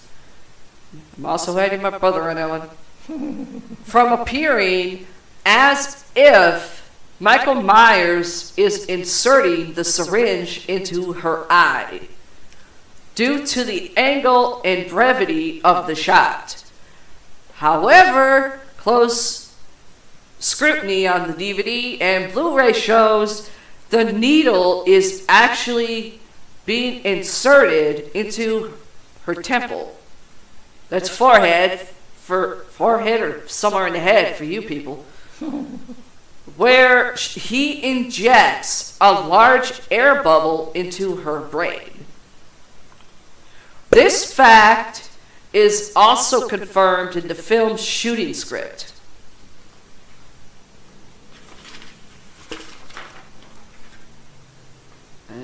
Coming down to the last 2 pages. At around 22 minutes, Dana Carvey made his movie debut in this movie playing an assistant. He can be seen receiving instructions from a blonde reporter in front of the Wallace house.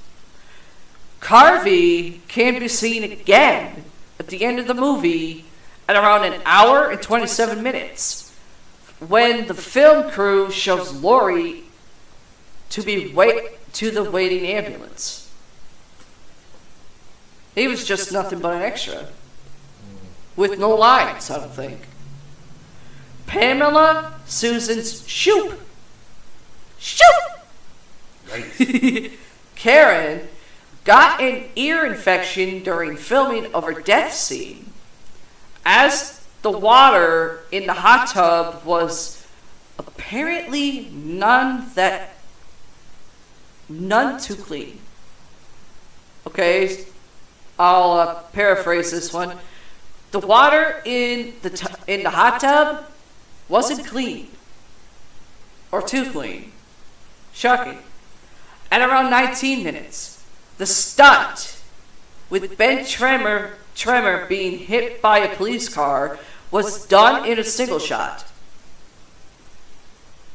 At around an hour and 23 minutes, Donald Pleasance did his own stunt when he falls down after Michael Myers stabs him in the hospital operating room. At around 26 minutes, the scene with the kid that has the boombox has been concluded to be the only link that Michael Myers knew to go to the hospital to follow after Laurie Strode. An interview with John Carpenter revealed that the whole Michael and Laurie being brother and sister was a consequence of the airing of the original Halloween on television. After NBC had obtained the television broadcast rights, they contacted him with a request for more footage, since the film was too short for the intended time slot.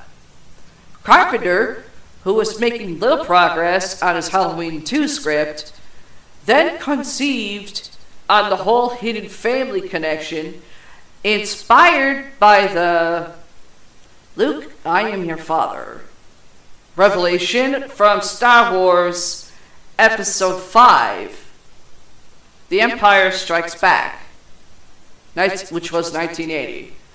This twist also allowed him to film additional scenes for his Halloween 78, which retroactively dropped hints that this family connection, such as a scene inside Michael Myers' cell where the word sister is carved onto the door, and at the same time served as a plot device to get his new script going. Carpenter later said the brother thing was awful. Just awful. I'm pretty sure you have a lot of people that were fans of it probably would be telling Carpenter wrong. The boy that Laurie has a wistful crush on in the first film, 17-year-old Bennett Tremor, however you want to fucking say his name, is painfully realized by Deputy Hunt and Dr. Loomis to be the victim of the car crash involving the police cruiser and not Michael Myers. It was Deputy Hunt's yellow lighter offered to Dr. Loomis while the Myers home was being attacked by the locals that set off the explosion that consumed him and Michael Myers near the end of the film. Michael breaks into a school and drives a knife into a child's drawing of her family, specifically the young girl depicted. Loomis remarks "sister" at the sight, apparently drawing the parallel between Michael's vandalism and his killing of his sister 15 years prior. After the reveal, it becomes clear that Michael was expressing hatred for his younger sister as well. Alice was the only casualty of the Elrod stolen kitchen knife. Michael stabs her to death with the knife, but never uses it again. As he starts heading to the hospital, instead using a scalpel later in the film. That's another one I'm right on, Richie. In the hospital, Lori dreams about her mother telling her that she's adopted, and of visiting a boy in a different hospital. Later, it becomes clear that the boy is a young Michael. Jamie Lee Curtis has less than 25 minutes of screen time in this movie. 44 minutes in, when Donald Pleasance and the sheriff's deputy are talking outside the Myers house, they are asked by two boys about a missing teen, Ben Tramer, giving you the impression he is the individual killed in the burning car accident. Ben Tramer is the boy Lori refers to in the first Halloween, who she would like to go to prom with. Guy wasn't that good looking. The revelation that Michael is Lori's older brother suggests that in the opening of the first film, when he is walking towards his parent with a bloody knife while they were coming out of the car, he might well have been on his way to murder her as a child while she was sitting in the back seat. In the film, Lori is admitted to room number 8. Jimmy and Nurse Jill discuss their plans to find the missing staff in front of room 25. Jimmy finds Mrs. Elf's body in the minor surgery room, and when they are chased by Michael, Dr. Loomis and Lori hide next to her in the operating room. Michael's weapon of choice to kill, the butcher knife, is only used once in this film on a victim, the girl chatting on the phone with a friend. Shocking. This was the only time in the franchise and its reboots that this weapon is hardly utilized throughout his continuous killing sprees in each of the films. Michael is in the opening operating area a total of 4 times throughout the film. Once is when Mrs. Elves tries to call Lori's parents. There is a frame of him entering.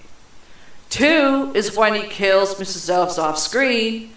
3 is when he is searching for Lori, showing him going through the double doors from a far away shot.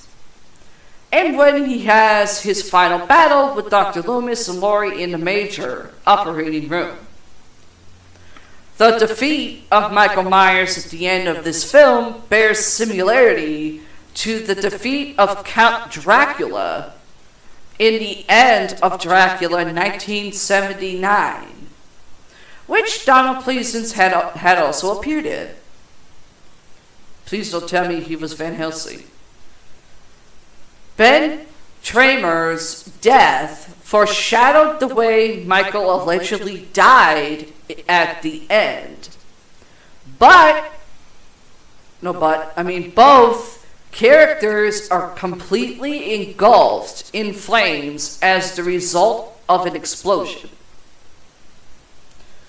That, everybody, is everything you didn't know and some spoilers about Halloween 2, 1981. And I'm going to take a quick break.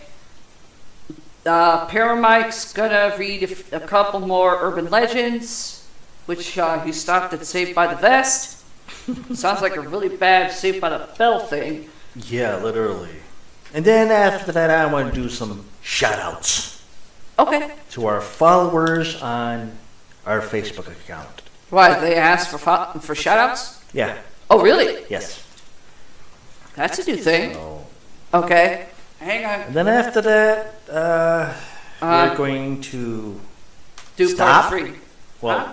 we're going to stop because it's getting close to dinner time. Oh, yeah. And He's everything. grumpy when he doesn't eat on certain times. Yeah. Okay. Well, then tomorrow we're going to start, obviously, with me. Yes. Doing 9 things you may not know about Halloween 3 Season of the Witch. Trust me, going through each motherfucking film to find things you may not know is a bitch. Yes, it is. And I forgot. One of my friends said, you did like the things that people didn't know about Chucky, Yeah. but if you're going to do each film of things people might not know about each Halloween film, you may have to do the same thing with the Chucky films. Mm-hmm. That's what we started doing. I know, but due to the fact it's Halloween Yeah. season and people want to see freaking Halloween see Halloween shit, Yeah. gonna try to barrel through the best we can, or I can, with each of the rest of the films. Yeah. That includes the Rob Zombies one.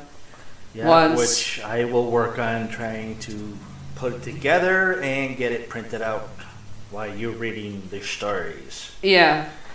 And So we'll get to right now. this one, Uh-oh. the last 2, they're supposed to be coming out in the next next year or so. I'm gonna do after I go back and look up things you didn't know about every single Chucky film. Right. Go ahead, dear. All right. So we're going to do another urban legends, and then after that, I'll do a shout out. This one is called Saved by the Vest. While cooking dinner one night, Aunt G opened the cupboard. She intended to pull out some flour, but instead she received a nasty surprise. A python jumped out at her. Wait, go in the cabinet. Holy shit. She slammed the cabinet, and with lightning speed, all 300 pounds of her made it down the stairs to a neighbor in less than 30 seconds. More like down the street to a neighbor. That's one way to get your cardio and lose that much weight. I know, but really, you have to tell us that your Aunt G weighs 300 pounds? Good God, I'm surprised she can fit through a door.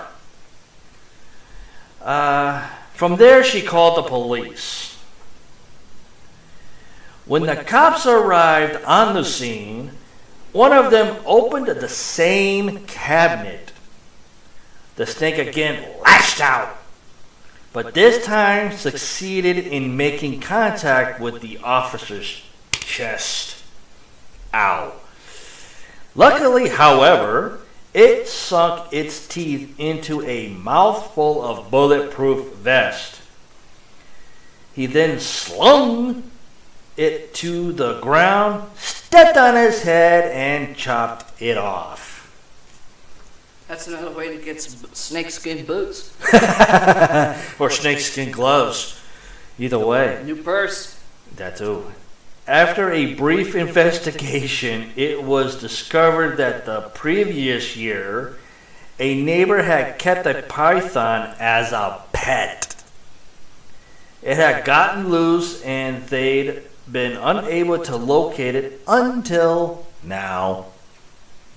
Let it be known that Aunt G's house, spelled like mothball, Smells. for the next month. It says spelled, but it should Exactly, I just caught that. Smelled.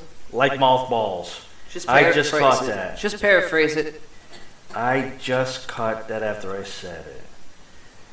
Holy crap. That is nuts. But really, you have to say your grandmother, your aunt, was 300 pounds and ran within 30 seconds? No way. I say maybe 45 to 50 seconds I could understand. True. But not 30 seconds. Well, no way. over the years, a lot of people that are like big bone, might as well say, do move pretty quick. Yeah. Depends on how fast your adrenaline goes. Well, shit, remember, my biological father weighed a little over 300 pounds at one point. And he still couldn't run that fast. Now, he can actually keep up to you on foot. Yeah. Since I'm old and broken. Alright. Time to do some shout outs for people following our Facebook. Before you do that, I gotta read this one. Uh-oh. Mulch warning. If you use mulch around your house, be very careful about buying mulch this year. This, of course, was dropped February 3rd, 2010. Might as well say 10 that years ago. year. Huh? 10 years ago. Yeah. After the hurricane in New Orleans, many trees were blown over. These trees were then turned into mulch, and the state was trying to get rid of tons and tons of this mulch to any state or company who would come and haul it away. So it would ended up showing up in Home Depot and Lowe's at dirt cheap prices, with one huge problem. Formicin termites would be the bonus in many of those bags. Thank God I don't live anywhere that has mulch. New Orleans is one of the few areas in the country for the Formicin termites has gotten a stronghold, and most of the trees blown down were already badly infested with those termites. Now they may have had the worst case of transporting a problem to all parts of the country that they had ever had. These termites can eat a house in no time at all, and there apparently is no good control against them. So tell your friends that own houses to avoid cheap mulch and know where it came from and find out where it came from. Holy crap. Well, I know a couple of things that'll stop those critters from eating your place. Yeah. Brick, steel, titanium. Can't bite through those, can't eat through that. Imagine coming home one day and your house ain't there no more. What the hell happened? True. 2 more, there we go. That's why I don't deal with mulch. The man who owned the merry-go-round, this was dropped in February 3rd, 2010. A man who owned a merry-go-round decided to close it down because he didn't have enough customers coming to the amusement park where he held the ride. Instead of buying the owner out, the park simply boarded up the carousel, and this part of the park became very much abandoned over a number of years. Some 10 years after the ride was closed, the original owner's daughter thought it was a shame to have the beautiful merry-go-round and boarded up if forgotten in this manner. She and her boyfriend decided to bring some publicity to the park and to the ride and reopen the carousel. The boyfriend was going to set a record and ride the merry-go-round for 72 hours straight. Damn! How the fuck do you have to stop to take a piss or eat? A pee bag hooked up to his nuts? That's the only way I can think of. Okay, how if the guy had to take shit? Hopefully he has a bucket in his pants. The boards were removed, the lights and music turned on, and the press had arrived. He made a big show of patting his chosen horse on the nose. It's a fucking toy metal plastic horse. It ain't fucking real. It's not Mr. Ed. Mounting the horse, he will be riding for the next 72 hours. Surprisingly, he was on the ride for less than 10 minutes when he started complaining that the horse bit him. What? Was this fucker drunk or high? On the ride for less than 10 minutes, and he started complaining that the horse bit him. The one he was sitting on. Yeah. Was this a horse real? No.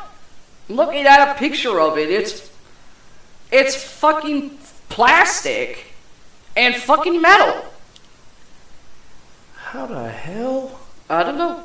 No one believed him, and his girlfriend became very upset, saying that he was letting her down and backing out of the promise he had made. About 5 minutes later, he fell off the horse to the floor of the ride. They shut off the ride and ran to investigate. The young man was dead.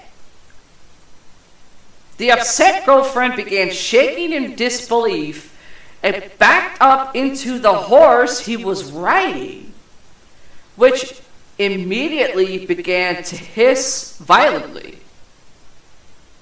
Whoa. They looked into the horse's mouth and saw that a poisonous snake was hiding inside it. Well, that I would explain him getting bit by the horse. Let's see. There's no comments on that one. Where was this at? It didn't say. That's the weird thing. Don't lick envelopes. Need to find out where that story originated from, and where this carousel was. This was uploaded the same year and month and day. Person of the article wrote, they had received this submittal as a group of stories and testimonials on why you should avoid licking envelopes from now on. As if anyone uses snail mail anymore. Kidding. The person used to work for an envelope company. The plant supervisor used to work in the Chicago plant and told us not to lick the envelopes because they would often find dead rats at the bottom of the glue barrel after thousands of envelopes had been glued and shipped. Ew. The person that worked in a factory, and the person had 2 employees who used to work in an envelope factory. They told me that when the machine jammed up, they'd use whatever water is handy to thin out the glue. This includes water that they just mopped the floor with. Since then, the person avoided licking envelopes. If you lick your envelopes, you won't anymore. A woman was working in a post office in California. One day, she licked the envelopes and postage stamps instead of using a sponge. That very day, the lady cut her tongue on the envelope. Oh. A week later, she noticed an abnormal swelling of her tongue. I've had that done before. Oof. She went to the doctor, but they found nothing wrong. Her tongue was not sore or anything. A couple of days later, her tongue started to swell more, and it began to get so sore that she could not eat. She went back to the hospital and demanded something be done. Doctor took an x-ray of her tongue and noticed a lump.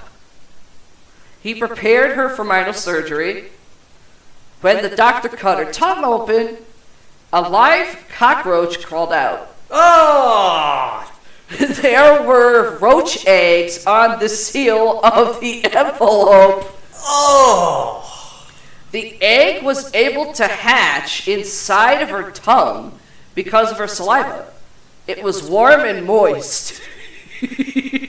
This was a true story reported on CNN. Andy Hume wrote, "Hey, I used to work in an envelope factory. You wouldn't believe the things that float around in those gum applier trays. Ugh. I haven't licked an envelope in years." That's what she said. And another person wrote, "To all, I used to work for a print shop 34 years ago. Due to the fact this was back in 2010, quite a few years ago.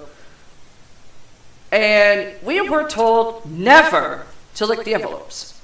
I never understood why, until I had to go into storage and pull out 2,500 envelopes that were already printed for a customer who was doing a mailing, and saw several squads of roaches roaming around inside a couple of boxes with eggs everywhere.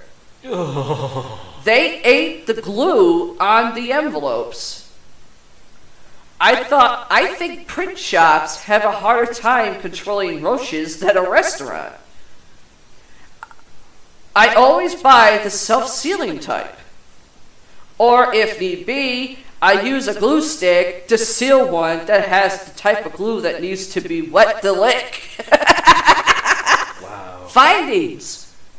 A quick visit to hoaxslayer.com revealed that the above email can't possibly be true. Well, at least the part about the roach eggs. On the woman's tongue, anyway. Here's what they found. You mean in the woman's tongue? Yeah.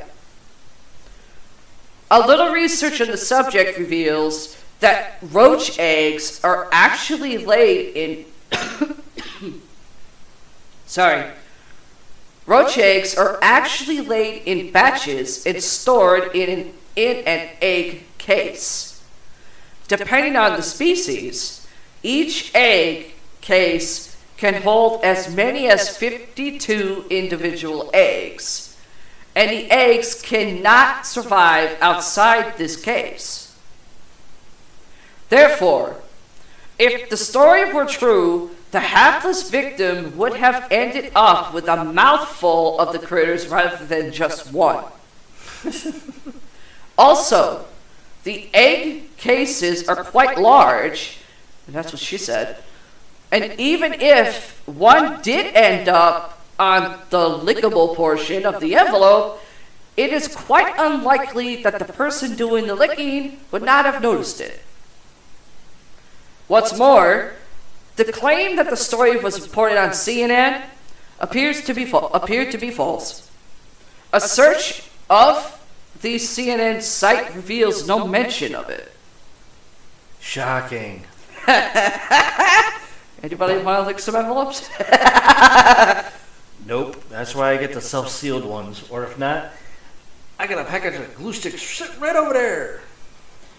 Okay, you can do your shout-outs. All right. Shout-outs to people that are following this podcast show on our Facebook. Starting off with Emerald Paranormal. Yeah. Thanks for following. Next, Paranormal Investigators Haunted Places. Another one. Excellent. Right here in our own backyard. In the great state of PA. The Pennsylvania Paranormal Association. Yep. Which is awesome. If you want to check out their website, it's theppa.net. Or you can find them on Facebook. That too. The Singular 14 Society Community. Mm-hmm. Raven Haunt PDX Paranormal Investigators. Yep. Thanks for following.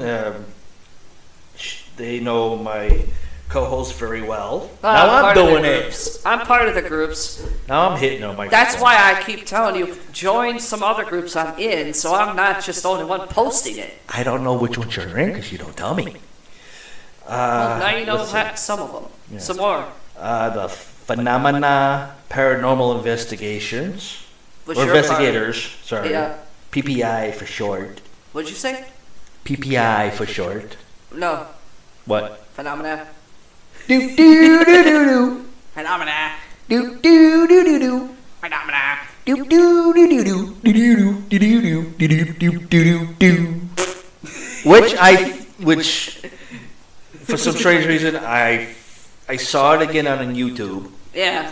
And I was like, shoot, I'm not even at my computer to record that. So one of these times I'm going to record that, and then anytime we say that word, it's going to go right up into it. Well, not only that, the Darkness Radio guys, Dave Schrader, Tim Dennis, they started doing that on when they were on the radio before they went podcast. To this day, if they see something phenomena, they both start doing it. I know. And I even sent them the video one time. Yeah. I'm surprised they didn't use it for their thing. Because they like every time they said that. They come up with a different way of doing it every time. Yeah, I know. But that's an earworm for everybody who I like to torture with it. Yeah. Another one is Hauntings, Paranormal, and the Unexplained. I'm in. Ghost Encounters Global. Yep, I'm in that one. And that's basically about it. Yeah. And everything for shout outs to them. And everything. Hopefully we can get one of them on our show and talk about their experiences and hear their stories. Yeah. But for right now, that will do it for this podcast show, episode 5. Tomorrow will be episode 6. Yes, it will. Episode 6 tomorrow. So. And I got a colossal shit to fucking read. And I got a colossal to print out as well. So that's going to be fun for the show, which, it'll probably take me a long time, but hopefully I can get it done before she gets done with her side of her stories. Yep. As she has. And hopefully there'll be more time into the show to do more urban legend stories. Yep. Hopefully. Halloween, we're going to do a straight out fucking urban legend stuff. Oh, yeah. That's Definitely. why I'm trying to hammer out the Halloween franchise stuff before then. Yeah. And I'm going to try to find some Halloween music to input into the show for our distributors that we are linked up to through Anchor FM and everything. Fortunately, I can't do it for YouTube because they're sticklers. So, sorry guys if you're following us on YouTube channel, which there's a link on our website for it. Sorry about that. But that'll do it for me, Para-Mike. And in the dark side creepy news desk is the Gothic Bride herself. I'm Para-Lor. And we say, keep it paranormal and everything else. Bye. Oh, good God. What? Nothing.